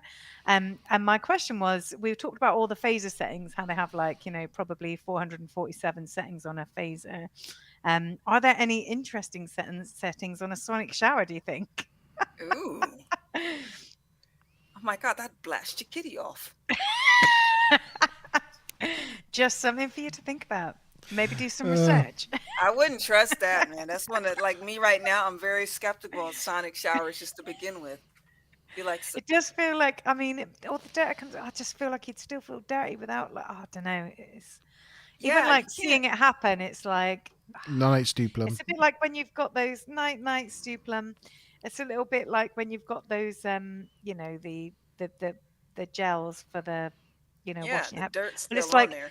yeah, the dirt is still on there. You're just basically sanitizing the dirt. You're not actually removing it. So yeah, I don't know about sonic showers. It's a bit like if you got a shower in a like really low water pressure area, or if you've got a lot of low pressure, you can get these shower heads now that are like powered and blast air through, so it kind of like pushes the water out. So it uses less water, but it still blasts you because it's blasting you with air. It's kind of like semi like that, I guess, in a way. I don't like a power shower anyway. I like a nice gentle rainfall shower head. Yeah. I like same. gravity to just do the work. You know, it's very strange. As I've told you before, I'm on the autistic spectrum. I cannot stand the feel of droplets on my skin. Do you have So it either has to be baths? full blast like water, but if I feel droplets, then it irks me out completely. So I hate showers. Or I did for the longest time, and I hated rain for the longest time. Wow. So, Well, amazingly, I think all British people hate the Borg rain. water. What does Borg water mean, subspace? oof. So- That nasty Yeah. like matrix gel. You when, don't- they took You don't want to wash yourself in How do Borg the water. Borg clean themselves? Ugh. Let it go. nanoprobe. I don't they think they don't. do. Looking at them, Yeah. I don't know. They always look kind That's of why they got grimy. that skin problems, because they're dirty. Yeah. Get a rash. Those a full body implants. Those nasty implants rash. must itch. Nastiness. Yeah. That's why everybody's unhappy. That's what they're upset about. Be like, no. It's true. Smiler says she gets a weirdy, itchy feeling if she showers at the wrong time of day. She does. And then brilliant. she moans about it for the next half an hour after she's had a shower. 'Cause she's like, oh, I've had a shower and I'm all itchy now. Yeah. It's a true story. funny. True story. I actually was putting something in my graphic novel. I wonder what you guys think about it. Nonan, she only has she has a water tank, so she actually takes like wet showers because the sonic to an El Orion. I'm like, doesn't that sound like that's going to be painful? Like a dog being in a room with a bird whistle. I'm like, sonic shower. I'm like, are they using like an acoustic yeah. type of It is acoustic. instrument? Yeah. I guess Or so. it'd be the same as us being in a room where it's too much bass going. You don't really hear it, but it's damaging your eardrums anyway. So, but I mean, that was just one of the weird things I put in there, that she does not take sonic showers. That's a good. Yeah, I like that. Yeah. And but she takes like something that looks more like a car wash, where this thing is basically like spitting out this like foam, like, and then I mean the water comes, but it's like the foam is. She doesn't have to wash up. She just stands there, gets foamed up, rinses off. So it's like. I Yeah, want one of those. So, if only it had that little brush that could spin around, my life would be perfect. Nice. I would love that. Yeah. Silliness. Okay, so that was the trailer for Final Mission. That's the episode we'll be looking at next week. We'll be consigning to the vault next week. So hope you join us next Wednesday at 8 o'clock for the next episode. Thank you to Subspace Chatter for joining us this evening. It's been fantastic having you, and Ruth Bryce. Thank you. And Mickey, thank you for popping along, and Stu Plum. Thank you to Smiler Rainbow, my ever-suffering wrench. And hopefully we'll see Karen next week. And also Sean, Tavi's hubby. Sean and the Beard, thank you for coming along. Thank you to my co-hosts, Tavikins and Mazam Bob. We will see you all next Wednesday at 8 o'clock for the next episode.